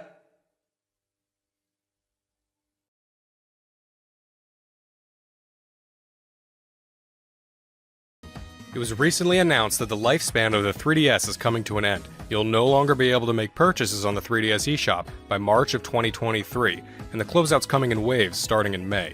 So I'm going to go ahead and make a video highlighting a checklist you might want to run through before the 3DS eShop closes, since you won't have it for long. This video is really going to be for those of you who like the 3DS and its library, maybe aren't into emulation, and want to be able to play games that may go unplayable in a legal format forever after 2023. We're going to start with some freebies you can get, and then move on to my recommendations for what to buy before the eShop closes forever. I am a hardcore collector, so this list is long. This list is basically anything I found of any gameplay value on the 3DS or Wii U eShops. This checklist is based off the North America 3DS eShop since I'm in America. Now don't panic buy or make rash decisions since you have some time left, and the list of actual exclusives to the eShop is limited. And another thing, do you have a My Nintendo account and a Nintendo Switch? Most non-DLC purchases on the eShop can get you gold points on your My Nintendo account to spend on the Switch eShop, but only if they're properly linked. I didn't realize my accounts were not all properly linked before I made the bulk of my purchases, so I definitely missed out on some big cash, but you can still earn some points to use towards Switch purchases. So I'm going to go in order of what I believe is important. Even if you don't have a huge budget for gaming, there are plenty of freebies you can get as long as you have a 3DS, a memory card, and an internet connection. One thing to note before I dive into the freebies that are being offered is that you will want to upgrade your memory with an SD or microSD card if you haven't already. The 3DS internal memory is piddling, and even the freebies will warrant more than a 16GB card if you want them all. While some sources give the official supported maximum as a 64GB card, you can actually use a 128GB card like I do, as long as you format it first. If you really want to experience the 3DS's digital library the intended way, or are a big game collector, I suggest investing in a decent sized card. One other thing to note is, while you can get SD cards to raise overall storage, DSiWare is limited to only being executable from your completely limited system memory. You can still back up the game's files to an SD card so you'll never lose them even when offline, but it basically boils down to only having a set number of DSi games playable at a given time without swapping them out in SD storage, thereby losing their save file. This really hurts RPGs and high-score based games, but there's not much you can do without homebrew or jailbreaking, and you can still technically play any DSi game at any given time, you'll just lose save data when you swap them back and forth between memories. I broke the list of freebies down into categories: single player, multiplayer, either, tools, trailers, and themes, and we're going to tackle single player games first. If you like Pokemon, you're in luck. There are 6 Pokemon freebies, and I'll start with my favorite, Pokemon Shuffle. While this one, Picross, and Rumble World are free to play with in-app purchases, they really are playable for free, which is what we're going to have to deal with once payments go offline. This is especially so for Pokemon Shuffle, which I've been playing since it came out many years ago. I can't remember ever spending money on it, and there are numerous guides to catching and training top-tier competitive teams floating around. I do say competitive in quotes since the competitions are for high scores, but you'll also want guides for the single-player content. Especially for puzzle lovers, I recommend this one. Despite being another puzzle game, Pokemon Picross is a different story. While both have their similar elements of waiting to play unless you pay, Picross is a little less exciting and has less overall content than Shuffle in my opinion. I do like Picross, and I do like this game overall, but I'd say Shuffle is more of a priority if you're struggling with block space. Still, it's free, and you can get the same feel of catching Pokemon that you get from other games, to a smaller degree of course. Now if you want more action-oriented gameplay as well as that catching and collecting kind of feeling, Pokemon Rumble World's a great free-to-play game which features actual Pokemon battles in real time. This one has good content even for free. Do be sure to check out Rumble U on the Wii U, which is exclusive to its eShop and uses these proto-amiibo figures. That brings us to the Pokemon Special Demos. Detective Pikachu, Omega Ruby and Alpha Sapphire, and Sun and Moon. I never played Detective Pikachu, but there is a special free demo version of it on the eShop that takes you through some of the basic gameplay you can expect in the game. Unlike other demos, the demos I'm listing here can be used infinitely with no restrictions like the non-special demos with limited times to use them. Maybe you only get a little content out of this detective demo, but you can always revisit it later, a special property among these 3DS demos. Likewise, there are two semi-legitimate Pokemon experiences in special demo form, the Omega Ruby Alpha Sapphire demo and the Sun and Moon demo, which similarly have you playing some small missions in their regions and enact real Pokemon battles. You can gain experience, and you can even send special Pokemon or other gifts to the full game version. Nothing spectacular, of course, but an unlimited use demo that lets you experience Pokemon and can interact with their full counterparts is worth downloading if you can stomach their high storage usage. That's it for the Pokemon content among the freebies, but they're all worth trying out, at least since they won't be obtainable after March 2023 if you haven't downloaded them once before. I'll briefly go into the other single-player special demos now. The Puzzle Dragons plus Mario Bros. Demo version is another puzzler with some RPG elements. I never bought the full game, but this one is more free and limited use puzzle gameplay for those wanting a free way to spend their time. If you liked the RPG entries listed so far, then you should try the Bravely Second demo and the Monster Hunter Stories demo for a good amount of content in a fantasy RPG setting. I believe the Monster Hunter demo can transfer progress over to the full version as well in case you get hooked. WarioWare is especially fun for small bites of time, which makes the WarioWare Gold special demo entertaining for much longer. That's it for the single-player demos, but there's more single-player free content in the next few apps. Now we're going to talk about Stretchmo and Rusty's Real Deal Baseball. Both of these games have one thing in common, which is that they come with a little playable demo, again unlimited use, but encourage purchasing gameplay packs in different ways. For Stretchmo, you can purchase a few different worlds, each with puzzles to overcome. Stretchmo and the rest of the games in the series are all entertaining and adorable puzzlers, so I paid for all the worlds. If you don't get hooked on the free demo it offers, then maybe delete it to make some space. Similarly, Rusty offers a baseball demo, but you can buy other baseball-oriented games and even get items while playing to try and haggle with them on real money prices.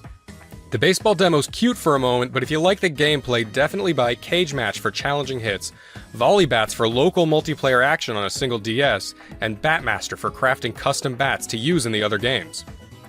One of the best things you can download for free is the Nintendo Badge Arcade. I swear this thing is rigged, but it still offers free plays every day to try and obtain special decorations you can use on your home screen, making a house a home. You can definitely obtain most badges with the free plays it gives you, as long as you have more skill than I seem to. Regardless, the ability to decorate your 3DS home screen for free is a must-have, even if this monster takes up so much space, even more than it says up front, kinda like hidden fees when you're buying a car. Another must-have in my opinion is the RPG Maker player. If you have RPG Maker FES, you can make your own RPG games for the 3DS and upload them online. But who cares, since you can download this for free and play all those uploaded games. Are they all good? No. But there are some good ones, and you can filter by rating and popularity and get some free RPGs to spend way more time on than the aforementioned demos. If you enjoy RPGs, or even visual novels and puzzle adventures, you gotta get this one and stockpile up to 16 free games. Now, if you have a new Nintendo 3DS XL, you can use Amiibo. Or you can use this adapter if you have a different model. If you can use Amiibo and own at least one Amiibo, then you should download Mini Mario and Friends Amiibo Challenge, another puzzler in the Mario vs. Donkey Kong series that uses Amiibos to unlock levels. If you scan compatible Amiibos, you can get great content out of this one. This one's also available on Wii U, so if you want to save space on your 3DS, you can just get it on Wii U instead. And if all that appeals to you, then also check out Amiibo Tap on the Wii U as well for similar content. Lastly on the strictly single-player list is Miitopia Casting Call, which is less of a game and more of a little interactive comedy demo. Funny and worth having if you have oodles of space on your card, but definitely not a priority for regular gamers. Alright, now for those of you who care about multiplayer or may own multiple 3DSs, these games are focused on multiplayer and use local multiplayer so they can be used indefinitely and offline. First up is the Zelda Triforce Heroes Special Demo. Now this one only has one playable level in this demo version, but if you have friends with 3DSs, it's fun to mess around as 3 links for a while. However, the priority member of this smaller list is Metroid Prime Blast Ball, which feels more like a full game, since it's more of its own game meant to spread the word about Federation Force. This can be played 3v3, or you can have bots fill in if you and only one friend are playing. Think of a smaller and somewhat clunkier Rocket League, with mechs firing energy beams at the ball to make goals or destroy opponents. You can even unlock skins. Worth having if you have a friend with a 3DS, since this kind of gameplay has replay appeal. This next one is a little less important, but still pretty valid. Mario Party Star Rush is an underrated Mario Party game, and if a friend has one copy, you can use this app to join in a multiplayer game. Useful if you and a sibling have only one copy between you so that you can still play as long as you both have 3DSs. It also comes with one minigame you can play right out the gate for practice, and you can actually level up your profile and transfer that save data over if you do get the full game. Now for the list I call Either, which contains games I felt could be played alone or with friends in meaningful ways. I'll start with Monster Hunter 4 and Monster Hunter Generations, which have a few levels each you can adventure and fight monsters in, either alone or with friends. They each have much more content than the Zelda experience, since that was focused on a limited time online service and supports 4 players instead of just 3. Another free-to-play game with in-app purchases is Team Kirby Clash Deluxe, which has fighting gameplay from the Kirby Clash title mixed with some light RPG elements, and multiplayer mode for cooperative missions. Nothing crazy when compared to a lot of other MMOs, but it has single-player gameplay and cooperative gameplay with gear to collect and challenging bosses to take on. Lots of content here if you're willing. If space isn't an issue, then you should also try the Kirby Battle Royale special demo. After playing a short story demo, you can play a few single-player and multiplayer challenges each day, and even unlock a new game type and new ability, and then send points to the full version if you get it. Then there are 2 games which use the Rusty and Stretch Mode model. Ironfall Invasion offers a free demo mode which has a single-player mission and a limited multiplayer mode. You can buy the unlocked content for $20, but I say don't bother. The single-player mission isn't anything to shake a stick at, but if you and friends want an over-the-shoulder shooter for local multiplayer, you can have 6 players duke it out with the machine guns and grenade launchers. If you have a new Nintendo 3DS XL, you can even use the C-Stick for a pseudo dual-stick experience. Definitely worth downloading if you know some people who like Gears of War Lite on 3DS. Similarly, Steel Diver Sub Wars, the sequel to Steel Diver, has a similar premise, where you have shooting-based gameplay that can be played with local multiplayer groups. You can purchase the unlocked content for only $10 and even buy some extra submarines from a separate shop if you just want some extra content. But even just for free, you get 2 single-player missions and a great time in multiplayer. I put 2 more apps on this list as Either, but they're less games and more of a replacement for PictoChat on the old DS system. SwapNote and SwapDoodle are these drawing applications that can be used to exchange notes with others, or at least SwapNote used to be. Now it just saved any notes you had from before the service went down in favor of SwapDoodle. You can still use it like a drawing tool and save your notes though, so I kept it. SwapDoodle is the newer and still functioning form with a free starter pack for extra note save slots and some other extras available. In SwapDoodle you can still send notes to others, and there are purchasable packs of different lessons and tools, some based on Nintendo properties. Not a priority by any means, since fewer and fewer people will use these apps and other features like Spot Pass and Street Pass, but worth having if you have tons of empty space. Now the less fun stuff. Tools! These are utility apps that serve some minor functions. The Monster Hunter 3 tool is mostly used to move save data between the 3DS and Wii U versions of the game. Similarly, the Monster Hunter Generations tool can move data to the Switch version from the 3DS. The Save Data Transfer tool is for moving save data from a physical version of a game to a digital version of the same game. Don't sweat these ones too much unless you own a Monster Hunter game or have both a digital and a physical version of another game. However, if you care about Pokemon, you will need to download the Pokemon Bank and Transporter apps. These tools are going to eventually be made free to use and are how you house and transfer Pokemon from Generations 3 up through 7 and then move them to Pokemon Home. So they're must-haves if you own any of those generations. Furthermore, if you have the Virtual Console version of Generation 1 or 2 games on your 3DS, this is used for their transfers as well. You can download the Poke Transporter app from within the Pokemon Home app itself. Now the least useful of all of these isn't really a tool, I just put it here since it's not really a game per se. It's Photos with Mario, an AR card app that lets you take photos of Mario characters in different locations as long as you have the right cards. It's basically useless unless you have one of the compatible cards, but it is free and maybe you'll get a pack in the future, off eBay, only worth having if you can spare the space. That's all for applications, but there are a few trailers that are free. Definitely only look at these if you have tons of space, i.e. a 128GB card or something like that. You can download the trailers for Kid Icarus Uprising, Donkey Kong Country Returns, Zelda A Link Between Worlds, and Metroid Samus Returns. You can also download a video with some clips relating to Halloween-themed levels in gaming. These are just videos, but cool and/or cute things to look back on, especially since some of the footage shows previous builds of the game with different graphics. Not a priority by any means, but I like preserving these things for some reason. And finally, for the freebies are the themes. There are several 3DS themes that you can still get for free, most of them listed in a free section in the theme shop. However, I found one bundle of themes that was free but listed instead in the game-specific section, the Gurumin themes. I'll touch on Gurumin later, but it's an adorable game and the themes appear to be free for everyone. I thought at first it was because I had Gurumin 3D purchased, but I do have some spare 3DSs with different accounts on them and it was free on each of them too, so you should check it out. The other free themes are neat too, more interesting than basic colors in my opinion. And while you're here, buy any other themes you would want to since it won't be possible down the road. I want to mention one more thing before I go into my recommended picks for the eShop. These are not immediately going away, but for those of you who have the space, you should consider downloading updates to popular games that you may get down the line, or games that you have now. These can be found by filtering the search and putting the max price at 0. Some of these updates improve stability or fix glitches, and one day they may go away, but no pressure since they're not in any immediate danger. Just something to think about. Oh, and I wanted to mention 2 other little free things that you can get if you haven't already. In the Street Pass Me Plaza, you can get one of 2 free games, a stock market game and a slot car racing game, but I assume most of you have already as long as you've been using the Street Pass Me Plaza. And another freebie you can get as long as you have a My Nintendo account, Flipnote Studio 3D, which is a successor to the Flipnote Studio on DSi. Okay, now for a rapid fire of the games that I want to recommend. I'm just going to give brief descriptions or even just put up a second of gameplay so that you can know whether or not you want to look into that particular game. Let's start with the list I'm going to call priority games in no particular order. And I have purchased most of, if not all of the following titles on some system. This is just how I spend my paycheck. Not all games I list will technically be eShop exclusives, but many of the games on this list will either be difficult or impossible to legally play otherwise, especially the DSiWare titles. First off is Photo Dojo. Do you like fighting games or beat 'em ups? This is either with local multiplayer off of one DS, and you can be the fighter. While not a very deep game, it is a really fun one I've been playing since I was younger. Next is Game & Watch Donkey Kong Jr. Actually, the whole library of Game & Watch is recommended, but if you have to pick just one, I like Donkey Kong Jr. the best.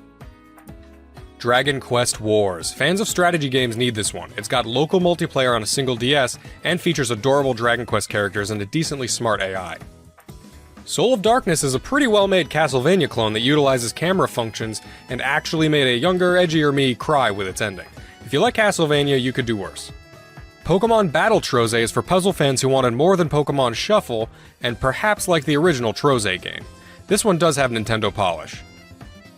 If you like the camera functionality of Face Raiders, Pokemon Dream Radar is a fun way to scratch that itch and give rewards to the Gen 5 games at the same time. I always champion side games that interact with the main series. I'm going to go ahead and recommend the entire Level 5 eShop exclusive lineup, but the best are definitely Crimson Shroud, Attack of the Friday Monsters, and Liberation Maiden, as I'm sure you've seen in the other eShop videos. There's a reason these are on everyone's lists. Pocket Card Jockey is also on everyone's list for the eShop grabs. This game has the Game Freak touch for sure. If you're a retro fan, you'll be looking at the Virtual Console games, and you should. While not really exclusive to the 3DS, they may be easier for you to play here. That goes doubly for the Mysterious Murasame Castle, which is a Japan-only title. This is pretty much the only way a Westerner can play this game without emulation, and is very good for an early Famicom game. Similarly, check out Earthbound Beginnings, which was a Famicom game released with an English patch here on the Wii U. Also on Wii U is Kuru Kuru Kururin, a game that never came to the US when it was on GBA, but now it's here on Wii U, and it's a great mix of puzzle, time attack, and physics. Also check out Sin and Punishment on Wii U, since that's another game the US didn't get, and instead we only got its sequel on Wii. I always thought this next one was related somehow to Murasame, but it's just another Nintendo Samurai game. Sakura Samurai is a very artful game that makes really good use of the 3D effect. If you like Street Pass, you need to check out the Me Plaza games. I went ahead and got them all, but at least for your free game, get Slot Car Racing. I would also recommend Me Force and Monster Manor the most from the others, though I do think they all offer a fun experience with interactions from other players if you can get a Street Pass. Also take a look at the premium paid update for Street Pass Plaza, which adds a few small features. The next one you might skip since there are other games in the series with very similar gameplay, but I do adore the Yumi series, especially Yumi's Odd Odyssey, a puzzle platformer on 3DS. Maybe skip it if you have its sequel on Switch.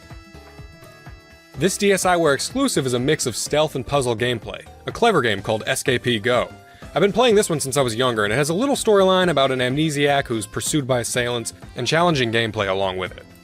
Another one I grew up with, Elemental Masters, is one of those TCG role-playing games set in a fantasy world. Kinda similar to Puzzle Quest in the setup, but the gameplay is more like a side card game from a regular RPG, like the one in Final Fantasy VIII or the Digimon TCG in Digimon World 3 or Pazaak. I'm currently having a lot of fun playing Chibi Robo Photo Finder. Now, I never had or played the original Chibi Robo, but I did play Park Patrol on DS and thought it was fun, and this one scratches that similar itch. Consider getting Inazuma 11, a soccer RPG game that does not get many releases in the US, though if you're in the JP or PAL regions, there were many released in the series. I love when RPG elements and stories get mixed with non-traditional setups like sports or random careers. Take a look at the other members of the Pushmo series, like Pushmo and Crashmo, if you like Stretchmo enough to buy the level packs, that is. Also check out Pushmo World on Wii U, I'm addicted to them all right now. Also, if you do care about Pokemon, then grab the Game Boy and Game Boy Color Virtual Console versions, since they have connectivity with the other games, as I mentioned before. Long story short, this is the only legit way to transfer Gen 1 and Gen 2 originating Pokemon up to the new games. It's also one of the only legit ways to shiny hunt Celebi, since Crystal comes with the special Celebi event preloaded. If you like the BlazBlue series, consider the DSiWare game BlazBlue or the 3DS game BlazBlue Clone Phantasma. Neither's amazing, but still decent side games for lovers of the BlazBlue story or already own a game like X-Blaze Code Embryo on PS3 for the story. And go ahead and look at Pro Jumper and Radio Hammer while you're on the Arxis and Axis pages in the eShop. Birds and Beans and Paper Airplane Chase are WarioWare micro games for sure, emphasis on micro, but both have addicting high score-based gameplay. Birds and Beans has an unlockable second mode, and Airplane Chase has single DS multiplayer mode. A similar title, Spotto has simple gameplay, but physics-based games are always a treat. If you own or care about Smash Bros. On Wii U, you can get this cheap app to use your 3DS as a controller for the Wii U version. Touch Battle Tank Tag Combat and Tank Troopers are the two better tank-based games I've found, though Tanks vs. Ants looks decent. If you only get one, I recommend Tank Troopers, since Touch Battle Tank Tag Combat, that is a mouthful, needs a second copy to play multiplayer, while Tank Troopers can use download play. 80s Overdrive is a classic retro racer that reminds me of Victory Run or Final Lap Twin, and you guys know I love Final Lap Twin. It does lack an open world to explore like Final Lap Twin, but the racing feels nice and the upgrade system helps with that RPG feel. Another similar title is Gotcha Racing, which has a similar mechanic, but a vastly different, cutesier art style. Take your pick, they're both fun to play. There are 3 Kirby games that are kind of leaving with the eShop. Kirby Fighters Deluxe, DDD's Drum Dash Deluxe, and Kirby's Blowout Blast. All this alliteration. These are expansions upon minigames from the mainline titles, and are all fun. I do like the multiplayer fighting aspect of Fighters Deluxe, but the gameplay gets reused in the free-to-play Team Kirby Clash as mentioned before. Blowout Blast is a well-made 3D platforming action game, and DDD's Drum Dash is a rhythm game that somehow reminds me of some of the bonus stages in Klonoa on GBA. All are worth getting in my opinion since they have that Nintendo polish. This is the part of the video where I realized it was going to take way too long to capture all of the 3DS footage manually like I've been doing, and I wasn't experienced enough to edit it all together and keystone it correctly. So from here on out, we're mostly going to be looking at the 3DS eShop listings and other very small clips, and I might have to cut some things down. But we're going to get all the names out there of the games that I think are important. Another rhythm platformer everyone's talking about is Harmonite, which I personally think may be a little overhyped, but I still think it's a great game, and it's a shame it's going away. Take a look at Maestro Green Grove as well if you have the system storage to spare. There are a lot of good shoot-'em-ups that will be going away. Karis, the Beast of Re-Eden is not an amazing game, but is based on a Japan-only shoot-'em-up that we didn't get here, and I love it when games get this import treatment years later. Another game to get a similar import was Rekka, which is an astoundingly hard and fast-paced game. The Turvy Strike Back is a unique game in which you turn the DS upside down to play, and has single DS multiplayer mode. Can you tell yet that I love single DS multiplayer mode as a feature? I really liked Advance Wars back in the day too. Galaxy Saver is another well-made shoot-'em-up which does have local wireless play, though 2 copies are needed. Still, single player is worth its price tag. Nano Assault DX is another one I've had for a while and gives a unique spin on the genre and has good 3DS effects for those who actually care.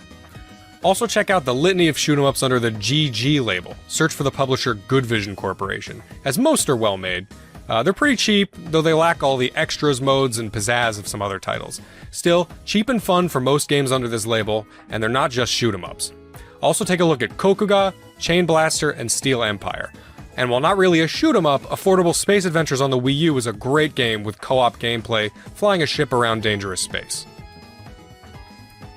Though you can get this next action-adventure title on other systems like the PSP, the 3DS version of Gurumin 3D does have a unique feature in the 3D visuals, something which can be said of any game ported here, but Gurumin is also a terrific and cheap game which often goes on sale. Fans of puzzle and adventure visual novels should try out the Parascientific Escape series and Cold Case Investigations Distant Memories. I loved 999 on DS, and these help scratch that itch when I'm on the go. For golf lovers, especially those who like golf games with mild RPG elements like I do, look at Fun Mini Golf Touch, as it's cheap and has plenty of unlockable options and upgrades. Also look at Let's Golf 3D and True Swing Golf Express for similar features. Here's an odd one, I don't know how to classify this. Alien on the Run is kind of an action game that has a weird but comical premise with fun gameplay and a pretty cheap cost.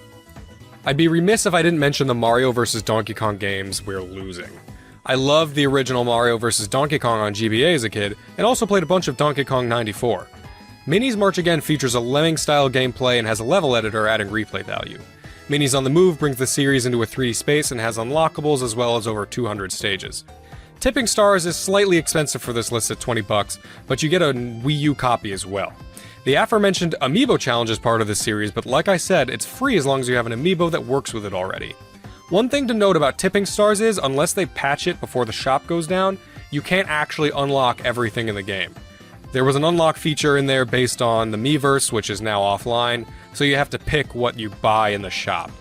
Kinda sucks, but maybe they'll fix it. Either way, it's still worth grabbing for the single-player content. Now, if you're a fan of puzzle games and Dr. Mario, take a look at Dr. Mario Express for a cheap way to play the original game, or snag Dr. Mario Miracle Cure for extra gameplay modes. And then also check out Dr. Luigi on the Wii U. I never got into this series until now, but the mix of action and tower defense in the Dylan series is interesting. The third game is quite expensive at $40, but is probably the best of the three. Still, they're all good and gonna be gone forever until further notice. Die-hard fans of the WarioWare series should get WarioWare Snapped. This one uses the camera as its sole control scheme, like the Kinect, to mix results. Even though it's short and maybe a tad off-kilter, it's truly got the spirit of WarioWare, and like the other titles, even messing up on it's funny. Similarly, Face Pilot is like Pilot Wings, but with your face as the controls, and probably controls better than the Kinect. Alright, so now I'm gonna go into a long list of RPGs. Action RPGs, traditional JRPGs, and everything in between, since there are so many on the eShop, and I just can't stop buying them for some reason. Many of these go on sale frequently, and I'm a sucker for RPGs and would recommend any of these really. Naturally, you're liable to pick one or two from the list, and you can't go wrong. Okay.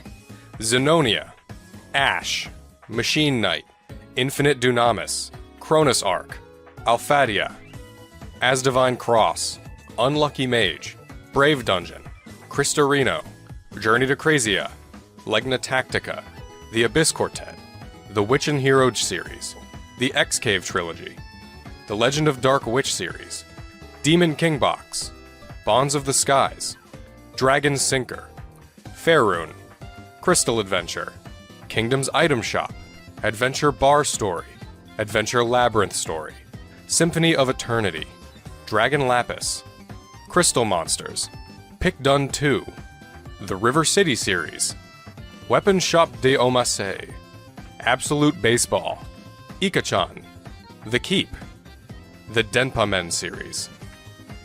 Now, I don't regret buying any of these, and I am being completely honest, though I'm a bit of a collecting nut. If a bunch of random names being thrown out at you didn't grab your attention, then at least please look at Weapon Shop de Omasei and the Denpa Men games. Weapon Shop de Omasei is a comedic rhythm RPG game about being the guy who forges weapons for traditional RPG characters. This one is a funny one to play right after playing one of the traditional JRPGs off this list. The Denpa Men is a great one where you can use the camera to capture little flying green screen technicians and form a dungeon-going party. Also, I want to mention Unchained Blades here. It is on the PSP, but we all know about the PSP shop, so maybe grab it here since it's a great dungeon crawler in first person with huge battles. Okay, cool. I'm gonna take a break from the RPGs. Here are some other mentions. Xscape is a sequel to a Japan-only shooter which pushed graphical limits back in the day on the Game Boy. This one isn't pushing any limits now, but it reminds me a lot of Red Alarm on the Virtual Boy in like a good way, so you should check it out if you like those. It's also very Star Foxy. Sky Piece is a game about boarding in the sky and getting high scores. It's pretty addicting. Super Strike Beach Volleyball is a cute little volleyball game, and I know that doesn't sound mega interesting, but I swear, I love these simple little games as a break in between serious games. The Queen TV Game 2 is a really indescribable game, and with profanity, but for some reason it was only 2 cents, so yeah, I bought it, and you can too, for 2 cents. It's basically free. There are some Ace Attorney games that are only on the eShop and on mobile, so unless you want to play those on your phone or wait for the remaster, then get it here. Lionel City Builder 3D is another relaxing game, and it's about trains. Enough said. Pirate Pop Plus is a simple game that reminds me of old LCD games like the Tiger Electronics games. It's cute, and I think the pirate is the same guy from Runbow, but I could be wrong about that. Conveni Dream and Gourmet Dream are also simple, relaxing, little cute shop management games, and they're always fun to have on the go. Resident Evil The Mercenaries 3D is not really exclusive here, but the only other versions of the game I could find were the iOS versions, which only work on the older iPods anyway. I did buy it on my old iPod back in the day, and it is a fun one. So yeah, it may as well be exclusive to the eShop, and this version does have 3D capabilities anyway. Not so many shooters on 3DS, but if Ironfall's demo was enough for you, then you're probably fine without it. The Electroplankton series is a weird one, but they're exclusive here and all pretty cheap. At least get Hannenbau since they made this one into a Smash Bros. Stage. The Mighty series has a couple games exclusive here, like Mighty Milky Way and Mighty Flip Champs. All of them are quality platformers. Ancient Tribe is another cute little game that reminds me of Populous, if anyone remembers that one. Amiibo Battle is a different vibe, but also checks off the RTS-style gameplay. Moki Moki is a simple party game, but also has download play, so that makes it worth it to me and my extra DSs. Fighting/beat-em-up Cosmo Fighters also checks this box, and I love fighting games where only one copy is needed, like most fighting games on console. Man, more stuff should have been download play. Mononoke Forest has a similar aesthetic feel to Moke Moke, but their gameplay is completely different. Very cute though. The Spirit Hunters duo are like the Denpa Men, but if you like creatures better than weird men, then look at these ones. After Zoom is a similar concept, but the art's probably somewhere between Spirit Hunters quality and Denpa Men quality, which I didn't really like the Spirit Hunters creatures personally. Animal Puzzle Adventure actually got my attention for having a unique puzzle style. Another great puzzler is Banana Bliss Jungle Puzzles, which has you competing with your previous times and looking for hidden bonuses while trying to math out some platforming puzzles. Zombie Panic in Wonderland DX is a deluxe version of a WiiWare title, so if you're feeling salty that you missed some of the stuff on the last Nintendo Shop's death, you can save this one on the second go-around. A comical shooter that reminds me of Wild Guns and has good music. Another zombie game I like is Undead Storm Nightmare, which is a top-down shooter with download co-op. I love these kinds of games now more than ever. You should also check out Zombie Incident, and while you're on the Colavier publisher page, look at Words Up Academy, Monster Combined Tower Defense, Comic Workshop 2, and their aquarium games Deep Sea Creatures and My Aquarium 7 Oceans. This publisher has a lot of cute games, which I'm kind of a sucker for. Puzzle Labyrinth is a great first-person puzzler. Dot Eater's another first-person style game, but instead of puzzles, you basically become a first-person, time-traveling Pac-Man. Other puzzlers I want to mention are Snapdots, Spin 6, Number Battle, Trajectile, Quetzal's Corridors, and Lincoln Launch. The Virtual Console version of Super Mario Bros. Advance 4 Super Mario Bros. 3 contains the e-reader DLC that never got released here otherwise, so if you like Mario, you should check it out. You may also want to check out Pokédex 3D Pro if you're a die-hard Pokemon fan, though it's a little pricey for what it is. It does have some quiz games to check your knowledge. And to wrap it up, here's a rapid fire of some smaller titles I still want people to check out before they fade into the past and obscurity. A Kappa's Trail, Luxley, Clash of Elementalists, Rhythm Heaven Megamix, Groove Heaven, The Usagi Duo, The Lost Town Duo, Sadame, Castle of Magic, Arrow Porter, Starship Damray, Gata Protectors, Defense of the Middle Kingdom, Dairojo Samurai Defense, Chronos Twins, Petit Novel Harvest December, Swords and Darkness, Grinsia, Creeping Terror, the Silver Falls games, which are apparently getting new releases soon, Fragrant Story, in case you didn't get a physical copy recently, Hazumi, Butterfly, Inchworm Animation 2, Amita's Path, Space Lift Danger Panic, Color Zen and Color Zen Kids, BitBoy Arcade and Puzzle Box Setup, Dress to Play Magic Bubbles, Escape Vector, Fluidity Spin Cycle, Crazy Construction,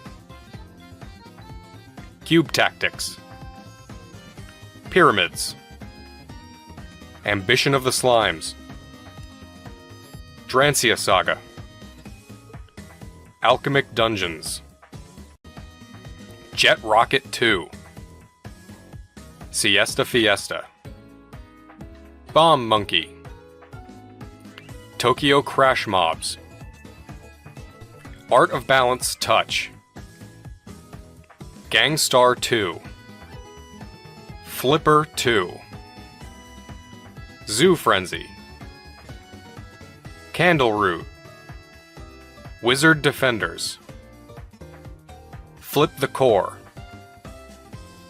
Flametail, Metal Torrent, Penguin Patrol, Aura Climber, Smile Basic, Kersploosh, and Castle Conqueror Heroes. And that was the end of the list of specific titles. Whew! You should also check out specific publishers that you care about and see if anything strikes your fancy. Also check out the Virtual Consoles and 3D Classics, as well as the GG series for short, cheap arcade action. And finally, check for DLC. If you care about any DLC, such as the Fire Emblem DLC, get it while you can. I'll list some of the popular games that have DLC that you can buy. Fire Emblem Awakening, Fire Emblem Fates, that's the kicker right there unless you have the expensive special edition, and Fire Emblem Echoes. Senran Kagura 2, it has an extra playable character you can buy. The Monster Hunter games, they all have free little updates and extras. Persona Q, Super Smash Bros, get all the characters. Theatrhythm, you can get some songs that you really should have gotten with the base game for the same price as an actual iTunes song. The Shin Megami Tensei games, Bravely Default, Mario Golf World Tour, Fantasy Life, the Harvest Moon series, the Etrian Odyssey series, Coldcept Revolt, RPG Maker FES, you can get some extra resources to build with, Hyrule Warriors Legends, and 7th Dragon 3 Code VFD. Alright, awesome. That's my huge, way too long checklist for the eShop before it closes. I know it was a long video, but you have to be thorough and complete when something like the finality of a closing bank of games happens. Thanks for watching, and I hope something on this litany of things educated you or helped inform you on what you want to get before it closes. If you have any comments or questions, I will definitely be in the comments on this one since this is my biggest project, and my first scripted video on the channel, and want feedback and to hear your picks in case I missed a big one. I'd be excited to hear about another one I can get before it's gone, so please share. Also, I want to mention that a lot of these games do go on sale, so maybe stock up on your credit and then wait until the last possible moment and grab anything that's on sale. Alright, thanks for watching. And for those of you who don't know me, and especially if we meet in the bar later, my name is Danny. Do you want a pint? Danny, do you want a pint? Fornication. I'll read that again. For an occasion like this, I want to make sure I keep up the traditions of being a best man. Apparently I need to get the groom to the church on time, tick. I need to remember the rings, did that. And I need to have sex with a bridesmaid. Whee! To be fair, I wrote these before I knew I would never have sex with them. Maybe when they're older. You know, never say never. And keep them away from Pedo Rog. All right, Pedo. Nice to have you. He's come a long way. Good lad. It's great to see so many people turn up to see Josh finally tie the knot. And about time, too. Nat's got it all. She's brilliantly clever, apparently really delivers in the bedroom. Like mother, like daughter, eh? He knows what I'm talking about. No. And I don't know about you, but I feel she could easily be a model, I think we'll agree, if it wasn't for her nose. When I first saw her beavering away, cooking Josh a meal, I knew she was a real catch. I've got no idea why her previous boyfriend cheated on her, but I'm glad he did. Cheers to him, wherever he may be. Probably shagging. No. Seriously, Nat, you're a real 8 out of 10, love. I mean that sincerely. And we're delighted you and Josh have found each other. So, everyone, please raise your glasses as we say a little toast to Nat and Josh.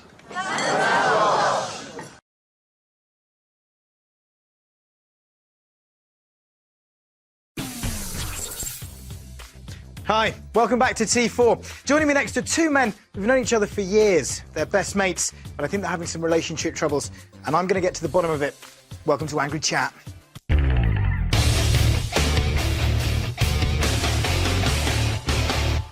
So today we're going to see if we can help two men settle their differences.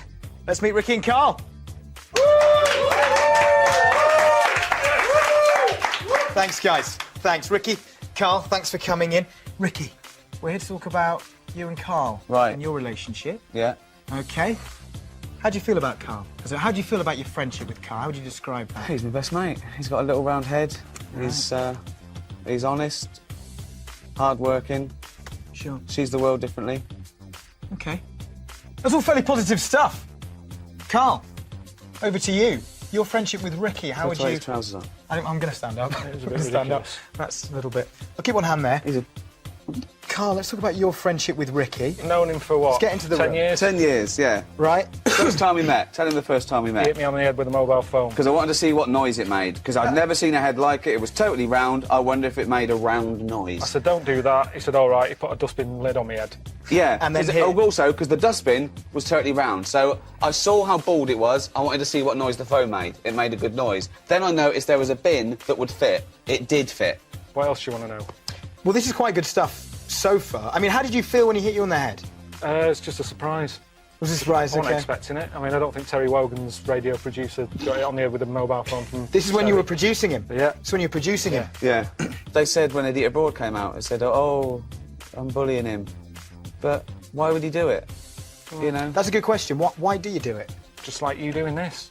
Yeah? Paying the bills. Paying the bills. Making the money. So is that how you describe your friendship with Ricky? One of pure necessity to pay the bills? There's a 'Cause that's part pretty sad. of that. You know, I mean, it's a partnership. Yeah? It's like... There's an understanding. People don't realise that we're best mates. So when they see you doing these shows like An Idiot Abroad or the podcast, it looks like bullying, winding you up. What would you say to them? Don't worry about it, honestly. Which I don't think they are. No. I think the people at home are not bothered. They're just watching it and going, oh, it's all right, I quite like this. Yeah. They're just as bad if they're at home watching Yeah, if it was bullying, what are they doing What are about they it? doing? Exactly. They're not getting onto Esther Ransom. No. They're not sorting the problem out. Yeah. They're not worrying about it, so don't worry about it. We're mates. 10 years. Yeah? Yeah. He annoys me a little Safe. bit. Look at that. Look at that little touch, ladies and gentlemen. They've done a little touch there. Now, give them a round of applause for that, because that's definitely a breakthrough of sorts. I mean, he does get on my nerves a bit. Yeah. Sure, who But doesn't? That's I my could job. annoy him. If I didn't get on his nerve, nothing would happen. I know I have to annoy him. Yeah. He wants me to do things like this. I only do the odd thing with him because I don't like doing it. Yeah. So that's my little bit of control. He goes, come on, T4. I go, I don't want to go on that. No. I don't want to go on T4. Well, let's do it. having a great Let's do time. it. Let's do it. Let's do it. Okay. Right. Well, that's our scenario. Typical scenario. Okay. Hey, Karl. The animation's coming back to E4. We should do a bit of promotion for it. Do we have to? Well, yeah. It's only Isn't fair. our bit of the work done? Yeah, but I'll tell you what. A great show. The kids love it. It's called T4. Right. They got really tip-top presenters, young, built. But they're all sort of funny haircuts. Yeah. Well, a lot of them can't get a better job. A lot of them, I mean, they've tried everything and they failed. But it does me head in. everything. People are going, Karl, how were you a radio producer? How did they get on the telly? I mean, dude, some of the people you see on here, I mean, I don't know what. I mean, Is there really nothing else we can go on to promote it? no, it's T4 or nothing, mate, because we've done it. You know, no one else will have us because it's. I mean, arguably, it's the biggest platform in youth television. It's Channel 4's flagship youth show. Who's this? Hello?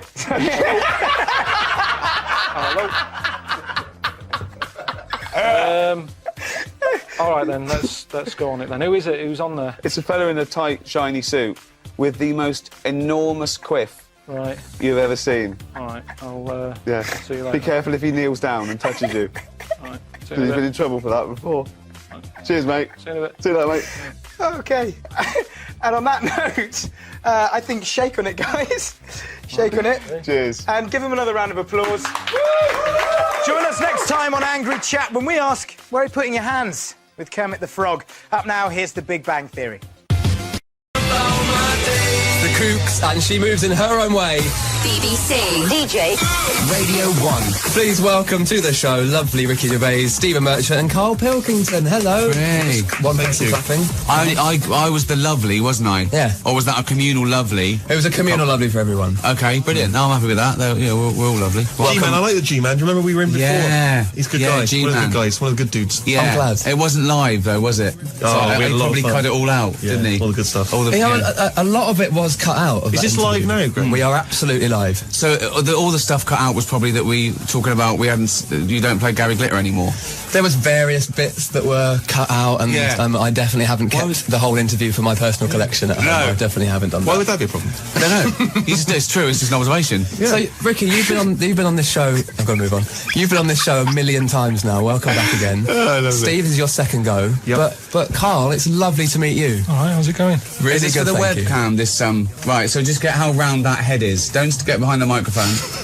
I've worked in radio, and you should never play up to what's going on in the studio. Yeah. Really? Think about the listener at home. Right. When have we ever done that or cared? I'm just And when saying. has Radio 1 ever done that or cared? It's weird now. Now I'm back in a radio studio. That used to be my old job. I feel like I should be controlling a few things here. There's a few more people in here who don't need to be in here. How would you sort out the G-Man show then? What's disappointed you so far? Is there a bed playing under us at the moment? There is a bed, Get yeah. rid of that. You wanna get rid of it? I think that annoys people, that. Okay. It's almost like saying what these people are saying now isn't worth hearing, so it's a little bit of music. That's definitely true. All right, yeah. put the music back What, so on. you want the music on or off? No, off. Okay. No, let's be interesting. Let's try and be interesting. Okay. Right, what else Go on would then. we do? What else What else do? would you change? You haven't got a wacky name, have you? It's just Greg James. Yeah, shall I get that? G-Man. Shall I get my G-Man haircut? G-Man. No, don't G-Man. do that. You did that with me. You called me the K-Man. I hated it. Do you not like the Well, K-Man? yeah, but you didn't like us calling you an empty-headed, shaven chimp moron either. That hasn't stopped us. No, you can't win with Karl. Anyway. Have you been to Radio 1 before, Karl? I have, yeah. I was on... is he still here? Still working here? Who? Nihal. Yeah? Yeah, He's still he here? was good. Oh, he's good He was now, good. yeah. He was all right. I met him. Lovely Yeah. fella. Good. A lot of changes, though, all the time in radio. You never know what you're getting. That's true. Yeah. But you've been here for a while now. Apart from 3 Fluff years. Freeman, I mean, he was around for about 120 years. Yeah, maybe you'll be like Fluff one day. Hopefully, pop pickers. Yeah. So what we're talking about then? Well, I don't know. I mean, the lovely mean you thing. don't know? Well, no, I mean, talking about your new DVD. But Yes, we've got the DVD out of the animated show taken from the podcast of the same name, the Ricky Gervais Show. But everyone knows who's listened to it, and there's been a lot of people. We've had about 230 million downloads. Okay, this is on TV in America and England. The DVD's coming out around the world, right? And it should be called, and I know this, it should be called the Karl Pilkington Show because it is the musings of a little round-headed People struggle. twonk. People struggle with my name. Do they? Really? Why? Just the Pilkington. They can't say it. I don't know what's wrong. It's so easy. It's spelled as it looks. Yeah. Man, you've just been on Dale Winton's show. He called me Nigel. Normally it's a surname that's a problem. He called me Nigel. Seriously. what did you call him in return? No, well, I was a bit sort of... I was chuffed to be meeting him because I've watched him a long time. He's a big fan. I like big In It fan, to isn't Win he? It. I was telling him about In It to Win It. He wasn't that interested there, was he? No. It was just like he treated me like some fan. He just went, yeah, thanks for that. You should have just called him Steve Wright. Well, yeah. I liked him, though. He's a nice bloke, but he just annoyed me. Greg, are you familiar with Karl? Have you heard the podcast or any seen the animation? Absolutely. I was going to say, well, I used to listen to the show on that radio station years and years ago when I was How at would school. you, if you're listening, say there's someone listening at home, right? They love you, they trust you, Yeah. they respect you. You are the demographic. These kids go, well, he's He like knows our what's going on. leader. Right. So, which I'm That's sure is true. frightening, isn't it? So, Yeah. you're not in school anymore, you're not being bullied, you're on the radio, you're all powerful. You got long trousers, I noticed. Exactly. I have. So, well done. So, how would you explain Karl to people listening at home who are not familiar with him? I think a muse, yeah, he is. a wise sage. I can't get enough of him. I mean, myself and Stephen, we sort of probably come across as sort of like bullying media types, but it's purely to get out what I know is in Karl's head, and he sees the world differently. He is a proper artist. You ask him anything you want about any subject, and it's remarkable. And I did the podcast just to be in a room with him, asking him questions and teaching him stuff. Like we feel like we're, I don't know, it's like an Eliza Doolittle. We're trying to make him, or we found something sort of and thawed it out, and it was from an era gone by. One of my favourite bits is actually on this. I think it's the first episode of the series. Is the one? Not impressed, Karl? First episode? No, episodes 1 to 4 or 5, very, very weak. Do you think? That's Honestly, unbelievable. He's trying isn't to it? sell this DVD. We're trying to sell a DVD around the world, and he comes out with episodes 1 to 4 very weak. But there was an ideal that you had about, you thought that old people should kind of die and then a child falls out of them when they. Can you Let's hear explain the that theory theory? again. Because it's a brilliant theory. People are living too long. What was the? Do you think that people are living too long? He thinks people are living too long. He said because people can't die anymore. Because when you're dying, someone suddenly sticks a new lung on you. There's a new been lung on you. loads of different theories. Yeah, There's and loads of they've all different been ideas. mental. Okay, let me hear because I want to. My favourite one, which I don't know if it's the same one that you're talking about, but the aging backwards thing. That's it. Yeah. Is good, but then a fella nicked it, didn't he? And made a film out of it with Brad Pitt.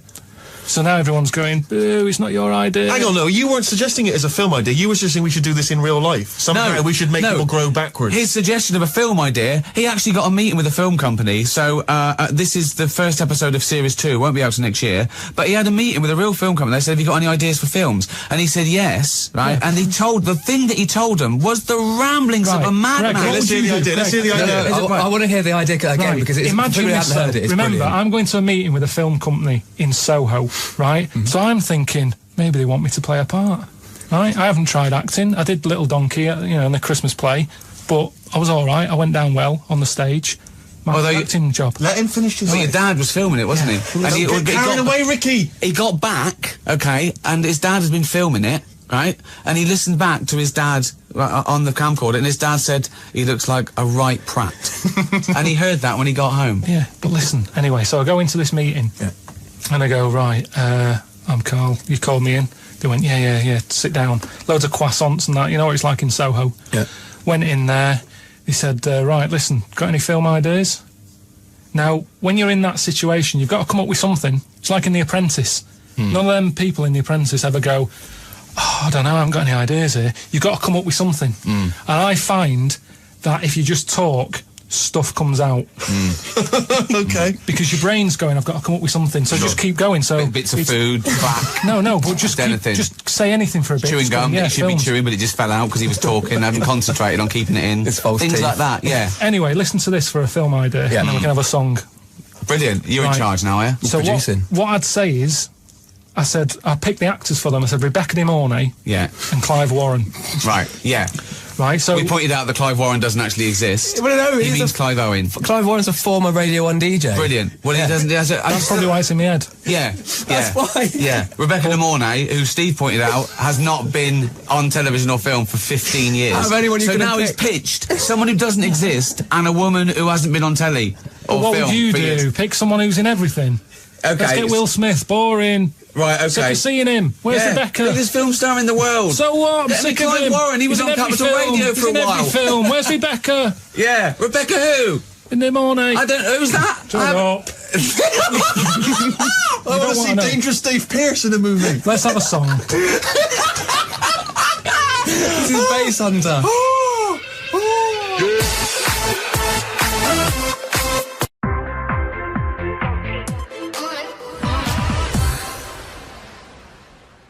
I'm about to embark on my my travels with Mr. Karl Pilkington for the short way round. Warwick Davis talking about his latest project, a travel show with an idiot abroad star, Karl Pilkington. It's going to be interesting, I think would be a word to describe that. I don't know what I'm getting into yet. Well, if the rumours that have been circulating for months are to be believed, it's thought Karl's going to be on a bike with Warwick in the basket, but the actor refused to give away any more details. What he would confirm is more of Life's Too Short with Ricky Gervais. We're writing a special at the moment for, I think probably for early next year. So a Life Too Short special. I can't tell you, it's terrific though. I can't tell you, but it's really, really great. Yeah. Oh, Warwick, if you insist on being so secretive, no wonder the internet's rife with bike basket riding rumours.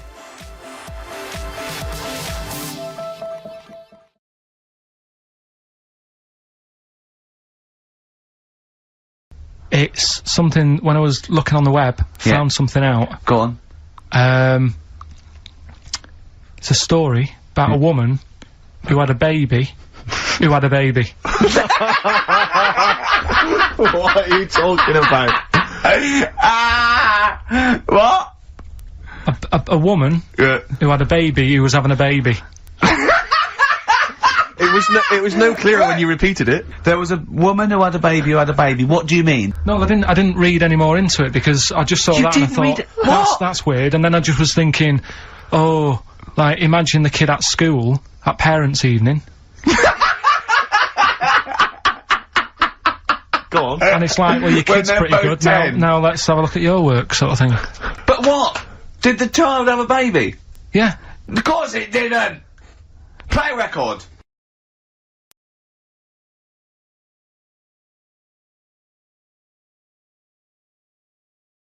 Yeah, don't worry then. Good.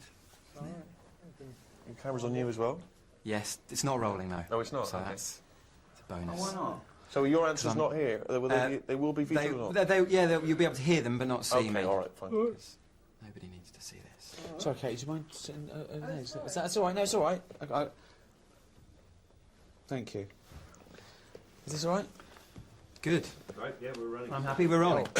So, Karl, against all odds and despite a fair few of your efforts, you are now a much-loved TV presenter, hugely popular. Millions of people love you. How are you coping with the fame element? There isn't. I don't know what it is. I mean, nothing's changed here. You know, apart from car insurance going up, and just being able to get a bargain in a shop. If you want to knock the price down, you can't do that once you're sort of known. People go, "You made of money." I'm not. You can use this. That's the exclusive for you. I'm not made of money. Doing all right. I'm not moaning. I know people are having it tough. You are moaning. You're moaning all the time. I'm not you never stop moaning. That's what you do. You only moan. That's your job. That's why this show's so good. Well, you say you can't get a bargain. How much were those trainers? Oh, 45 pence. 45 pence? In right, Africa. In Africa. That's what he gave. But look That's how far what he he had gave to to go. someone who was selling some trainers in Africa. Could have given them 50p. He was over the moon with that. Ricky and Steve, you knew him before he was famous. Has his head, while remaining obviously perfectly spherical, got any larger? No, not at all. No, he's got. I suppose he's got slightly more militant in his old age, but that's funny because now we're coming up with things so extreme, so dangerous, so ridiculous, so annoying, but he won't back down because he doesn't want to give me the satisfaction of failing. So this second series is incredible. I mean, he's doing things that I never thought he'd ever do, or we'd get him to do, but he does them, and yeah, it's quite remarkable. Like you were saying earlier, if we put some weird food down in front of you, you just eat it defiantly now because you don't want to give us. Yeah, not a problem. Nothing matters. He shows that people worry about the silliest things in the world. That's what's changed. I can eat anything. Which is weird. Yeah, I can eat anything. So if it does all go tits up and I don't do a third series and I spend all my money, I know I'll survive. Because now, if I'm homeless, anything that's crawling about, I'll have it. Could you eat a knob at night now? I wish I never said that, honestly. It's the one thing I ate. What was it that David Baddiel said that time? When you were saying we were having dinner and Karl was round and David Baddiel was round and Karl was going up to nothing. He's just on the radio, said nothing. And David Baddiel went, "No, you did that song, Knob at Night." Oh. Yeah, that's how I still feel. I don't feel like I've achieved anything that I'm really, really proud of. I would have done with this if it wasn't called Idiot Abroad, I think. But that's just a little bit of... You've tainted it a little bit. But it's an ironic title. You're not Yeah, an I idiot. don't like it, though. Karl, I don't like it. Karl, you're a genius. And I wanted to change it, and then Sky bosses are going, "Oh, it's established, we've got to stick with it." Why? Ricky says you're a genius, but you and you're obviously great mates, but you guys do give him a lot of stick about his physical appearance as well. Just from that particular screening, little bald Wookie, obviously head like a fucking orange. That's well known. Shaved Mancunian idiot. This is your life. That's well known. That shouldn't be well known, should it? No. That shouldn't be well known. Karl, oh God. Karl, this is your chance to get back, if you like. What phrases would you use to describe their physical appearance? Ricky first. To be fair, though, I've had a go at you. Yeah, Yeah, but also I'd like to point out, it's Ricky who insults him. I don't call you names. I mean, I might sort of stand behind him and sort of cheer him on, like the worst kind of bully's mate. Do you know what? I'm going to show you how good I am. I'm not even going to... No, if you listen back on the old radio shows, he's always having a go at He has a go. He said when he first met Steve, he said it was a shock. He said that first thing. He said, "Oh, that's a shock." I said, "What do you mean?" He said, "Well, I've never seen anything like it before." He's telling him to his face. Then he's putting on air that Steve's weird looking. Okay, so he started it. But, like, in the same way that you've sent me on these trips to make me stronger, I think me saying that has done himself up a bit. He has. No, he's. Oh, look at you. Yeah.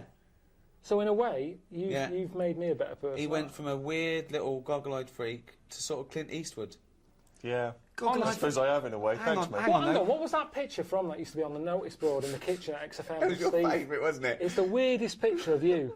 It was from The Guardian, and you know when they use the wide-angle lens to get everything in, you were on the edge of it, so your head was really distorted. It looked like someone had picked up Stephen Hawking by the legs and whacked him against a wall.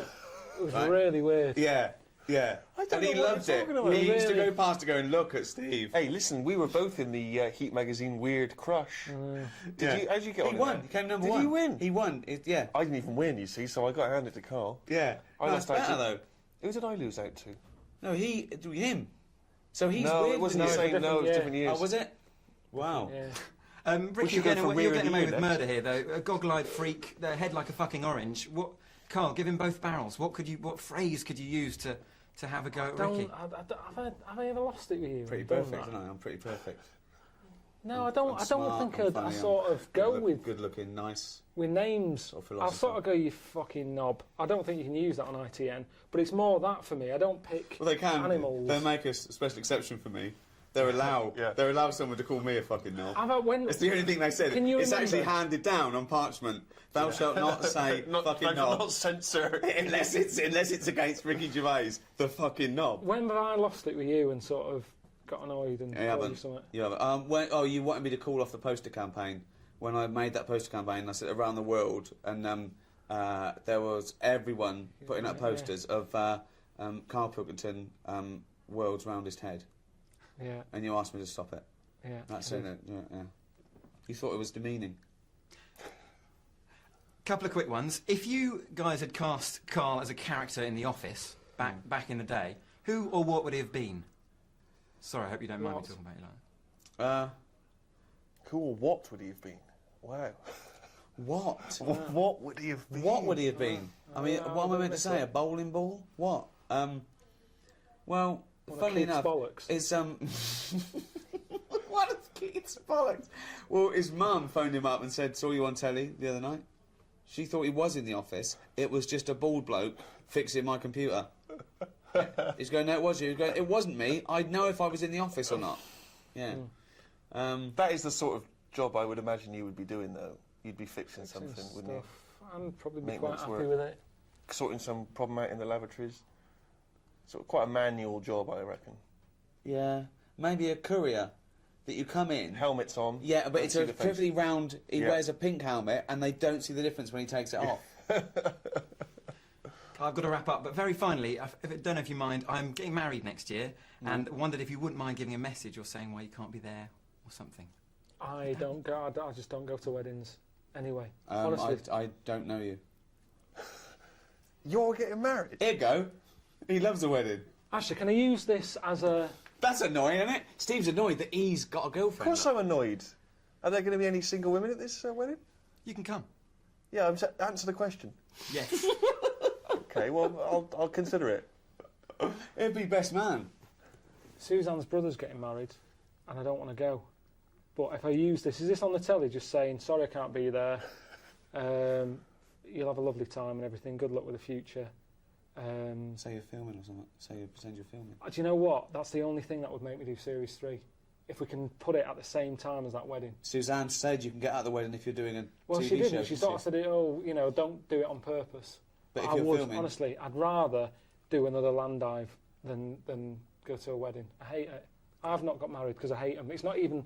I wouldn't go to your wedding. What's your fiance's name? Julia. Julia. Just say... Congratulations, Julia. All right, Julia. Have a good day. But you hate weddings. I can't stand him. He's so forced fun. He's shit. Well, I can't show this now, can I? But I don't know why. How old are you? 29. And what, was it your idea or was it Julia's my idea? yeah. Was it? She's lovely, yeah. I don't know why people rush into it. Honestly, I don't get it. 100 years ago, he'd be dead at 29. He'd have But 9 not kids. now. And He's look at not you, you've rushing got a into good it. job. You're working for ITN. You can afford toasters and kettles, and there's no reason to get married anymore, unless you can have a kid without being married and that. You don't. There's no reason.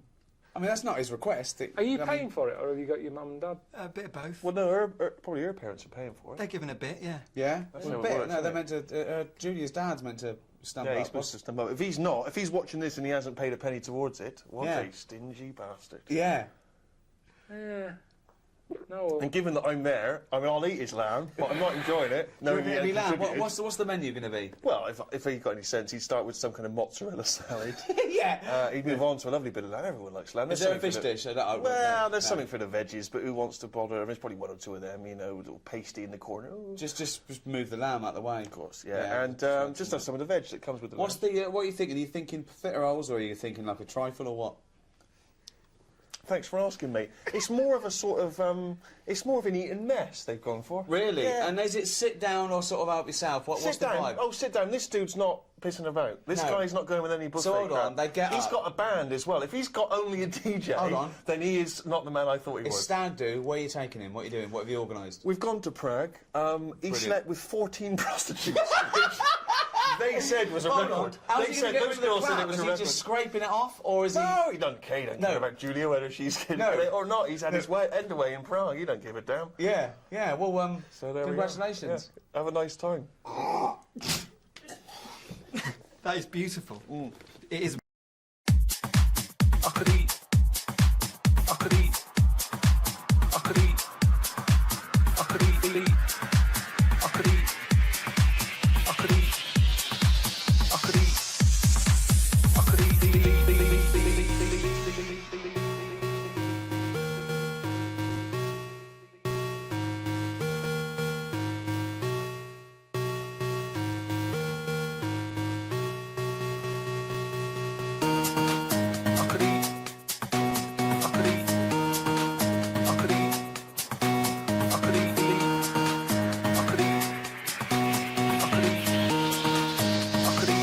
I could eat a knob at night.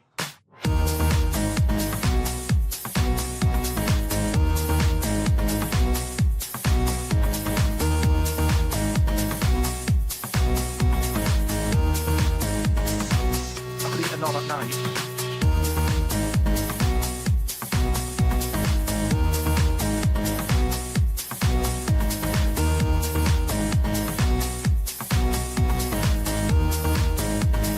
I could eat a knob at night.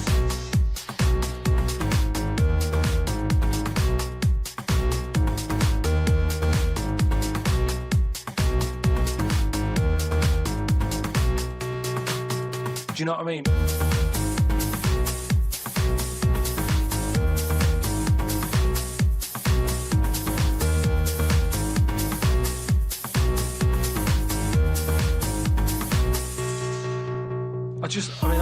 I watch it. I like those little trial bits, right? But what I don't think people realise is, right, it is hard eating a little kangaroo knob.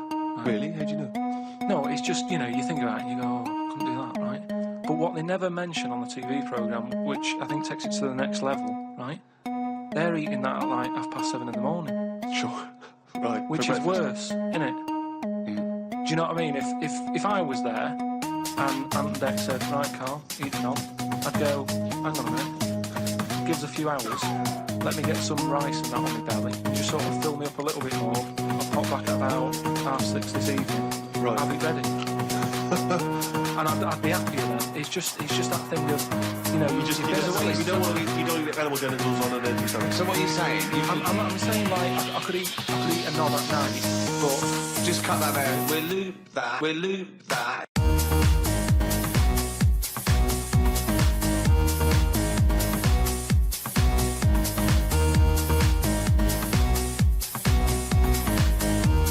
I could eat a knob at night.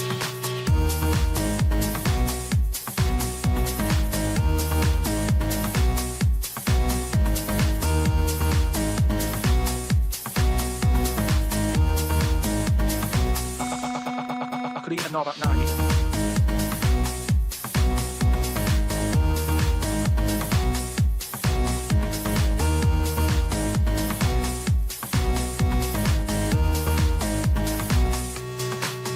Do you know what I mean?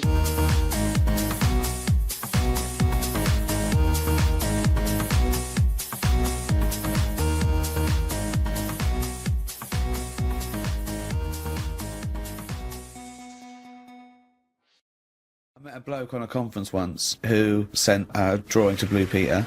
It was their designer car of the future, and he sent them a drawing that was a car, and the only innovation was that you can have a shit while driving.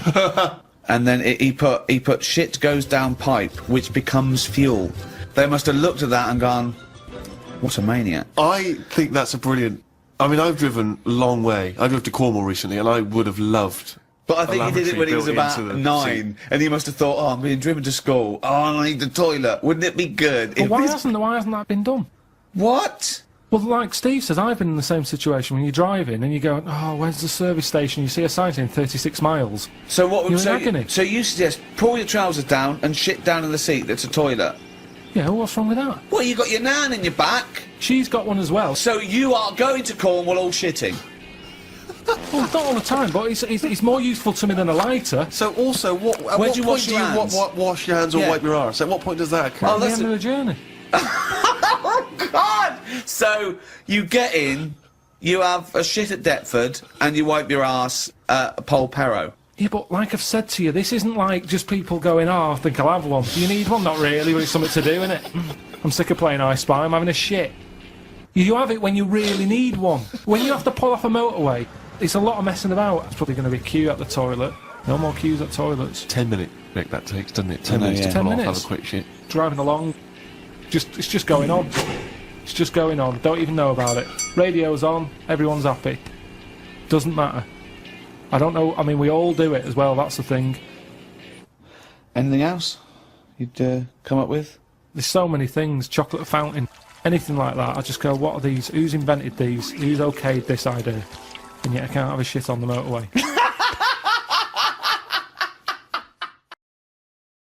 If you get, I mean, I think I read that, like, a big chunk of ice fell off one of the ice, what do you call them? Caps. Ice caps. Something like, I think they said it's the size of the Empire State Building or something. Right. It snapped off and went into the water, and it's melted.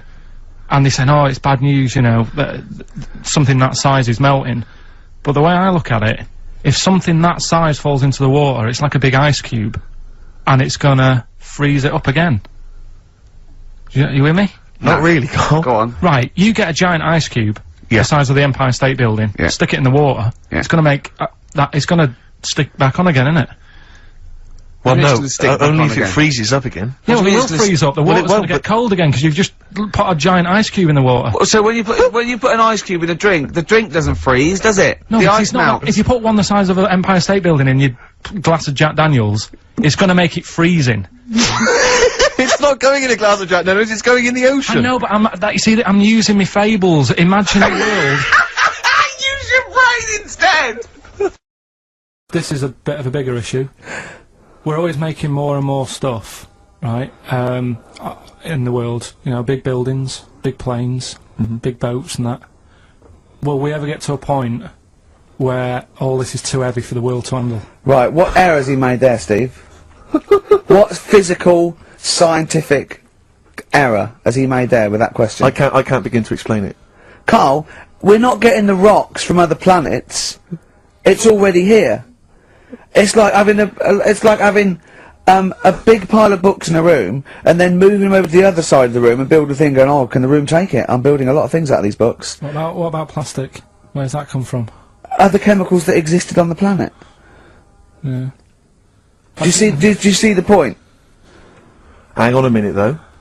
What about a little tree? You plant that as an acorn, it grows, Rick. That's bigger, that's more stuff. Yeah. Don't listen to him, Carl. He's patronising What you. about acorns and that, though? Right, they grow from minerals and proteins already in our atmosphere or in our, the mass of Earth. What about a cat, Carl? Right, you get it, it's a very tiny kitten, but it grows up and it's bigger. Carl, he's doing it on purpose. Elephants. Elephants, they're very small to begin with, but they get bigger and bigger and bigger, and so they get heavier and heavier. Mind you, dinosaurs have gone. You know, but you...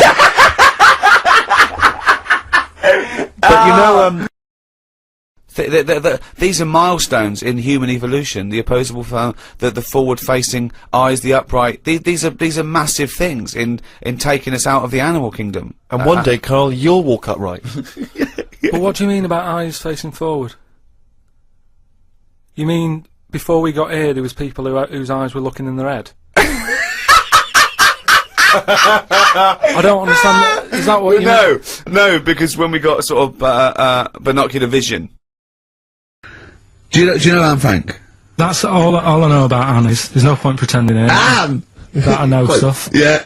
Right, well, tell us everything you know about Anne Frank. She was in a cupboard. Yeah, what else? If she didn't do that, I wouldn't know about her, seriously. That's all I know about her. Yeah. So what did she do? But how do you think we know about her? We know about her cupboard because of her book, don't we? But hang on, what, in the bigger scheme of things, why was she in a cupboard? I don't know. Right. I honestly don't know. You don't know anything else about Anne Frank beyond the fact that, to quote you, she was in a cupboard? Well, what's she done then? You tell me, why should I know more about her? Firstly, I don't think she was in a cupboard. She wasn't in a cupboard. She was in an attic. Alright. Yeah. So what was she doing? She was hiding from the Nazis. She was hiding from the Nazis. But isn't that the first place they'd look? Sort of... work from the top down. Carl, they weren't specifically looking for Anne Frank. They weren't going, where is she? Where's Franker? If she gets that book out, we are in a deep shit. We've got to stop the book. And then we went and had a look at the volcanoes and that. They've got 36 of them to look at. How many did you look at before you realised that you've, pretty much, you've seen one volcano, you've seen them all? Probably about 6 or 7. Really? And then when you got to the 8th, you thought, no, I know what this is going to be, Suzanne. This is going to be like a mountain with a hole in the top. Yeah. Really? But it happened years ago as well. It's like, just keep a couple, fill the rest in, tidy it up. Fill the rest in! Yeah, no, Well, getting some builders. No, seriously though. Okay, 4 million tons of concrete, please. They're an absolute death trap. Yeah, what? Yeah. What do you mean, fill them in? Do you know what a volcano is?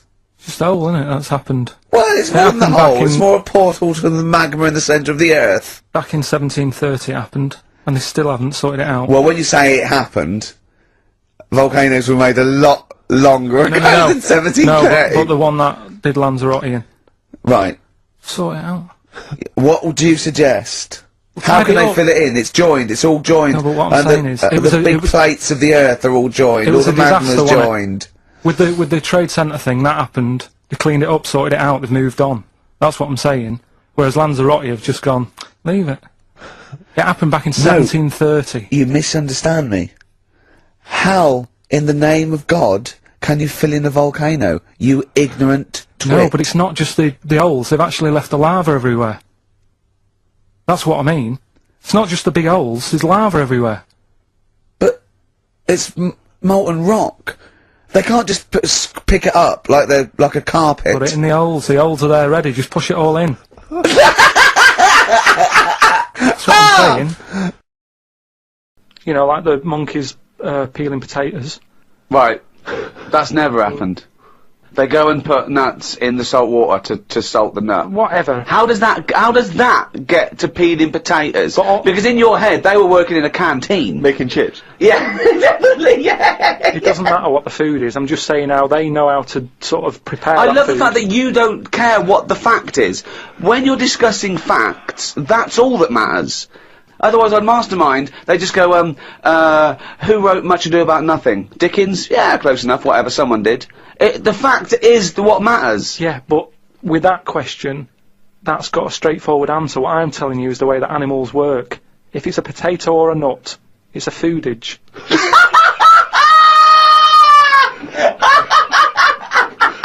And once again, I return you to my question as before.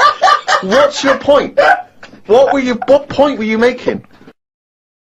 It's either a chimpanzee with a typewriter with an infinite amount of time.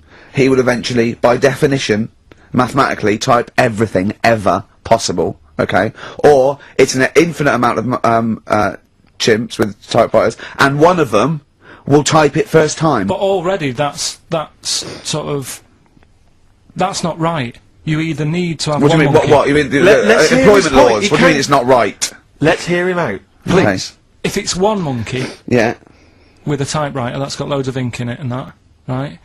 At least it knows where it's done in the past. It's not. Keep going. Cry. If you've got a load of monkeys, it's like if you have too many. What's that saying about too many chefs? Too many chimps spoil the soup. Right. Well, it's the same thing. It's like, well, I didn't tell you to put salt in it. I was going to put salt in it, and it messes it up. Whereas if it's just one, they know what's gone on. So what I'm saying is, just leave him go. I can't be bothered. I want to hear the rest. This blows my mind. He doesn't know what this does to me. It's a mathematical problem. I want to hear the rest. Well, it's just I just don't think it will happen. What do you mean you don't think it'll happen? Infinity works it out for you by definition. But not Shakespeare. Oh! Shut up! You idiot! Rick, do you know what he said to me? I said to him, I explained it to him, I said, you've got an infinite number of monkeys, infinite number of typewriters, they will type the complete works of Shakespeare. He said, have they read Shakespeare? You're an idiot! Play a record, said, no, I'm not having this conversation. They're not doing it. When are the exams? June? Something like that, yeah. We'll try and register next week, and I reckon you can get an A or B. I'm busy. In history. No, don't worry about it, it's just easy. You've wrote his notes. If Heat magazine, they love you, Carl. They could probably sort something out. They could probably pay for a tutor. They got a lot of money, they sell a lot of magazines. I mean, it is always, almost always, and you found that out, I discovered this, it's always the Tudors and Stuarts. There's no fear for that, they're not coming up. Now, what do you already know about them? You must already know stuff about Henry VIII and Elizabeth. No, because it's too long ago to even get interested in. Do you know what I mean? You can't. Is that why you didn't? To it. Okay. The Anderson thing, it was like, God, you know, I bet my mum and dad were in an Anderson shelter. You know, this is interesting. What, when they? Oh, my granddad would have like had something to do with this. But the Tudors, it's like I don't know even if they had a family back then. Play a record. Is that the answer? Yeah, just cavemen in front of dinosaurs and that. They sort of went, oh, and then. Well, it wasn't cavemen in front of dinosaurs, was it? Because cavemen weren't alive when dinosaurs were alive. There was a couple knocking about. Right. Okay. Fair enough. There was a crossover point, surely. Not dinosaurs like 15 million. Was the probably the Ice Age. There were still big reptiles. I think it's fairly common knowledge that the dinosaurs did not exist. Well, who gave the dinosaurs the name? Well, no. Well, no. Who gave the dinosaurs the names? Hang on. Here's something I've learnt. Remember? Go on. Back to like show 4 or whatever. Go on. What is it? 4. The flea can jump over the London Eye. No, it can jump the equivalent of if it was a 6-foot man. It can jump about 6 inches high. A flea cannot jump over the London Eye. Yes, it can. Yeah, it can. And tell your kids that. Carl. Oh, remember? Oh, a flea can jump over the London Eye, and an ant can lift 3 Volvos. Alright, just letting you know I've got a YouTube channel. YouTube.com/Karl Pilkington. In fact, if you go to karlpilkington.com, it's all there. I've got a YouTube channel. I've got a Twitter thing. I'm not using that though. But I just want you to know that that one is the official one, because there's other knobheads who are pretending to be me and it does me head in. So you're not talking to me on Twitter because I don't do it. So that's the official one. Alright? That'll be like at Karl Pilkington. And I've got a Facebook page that I don't go on it that much. If you're in Australia and you've got any questions, put them on the Facebook thing, and I'll probably stay up late one night and answer a load. So that's in your time. Anyway, I've got some questions that have come through, and these are the sort of things that I get. Kevin LaRock says, have you ever been to Canada? No, I haven't. James Duran, is there any plans for Carl to visit Australia in the near future? No, that's why I'm doing these videos. It's too far to go. Probably easier to sort of go to the moon in a way. It's easier on the body because there's no sort of jet lag there. When you get there, you can stay up. you can stay in your own time frame, can't you? Go to Australia, it's like 12 hours difference. So I'd rather go to the moon than to Australia. That's mental. Jason Cox says, hello, my wife and I are watching your show, Moaning Alive. Cheers. Everyone's always nice on Facebook.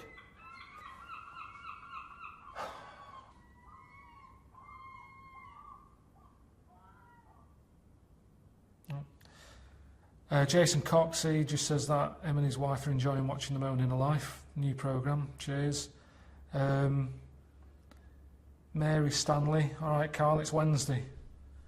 Tell me what you're working on right now. I'm not working on anything. I just want to have some time off.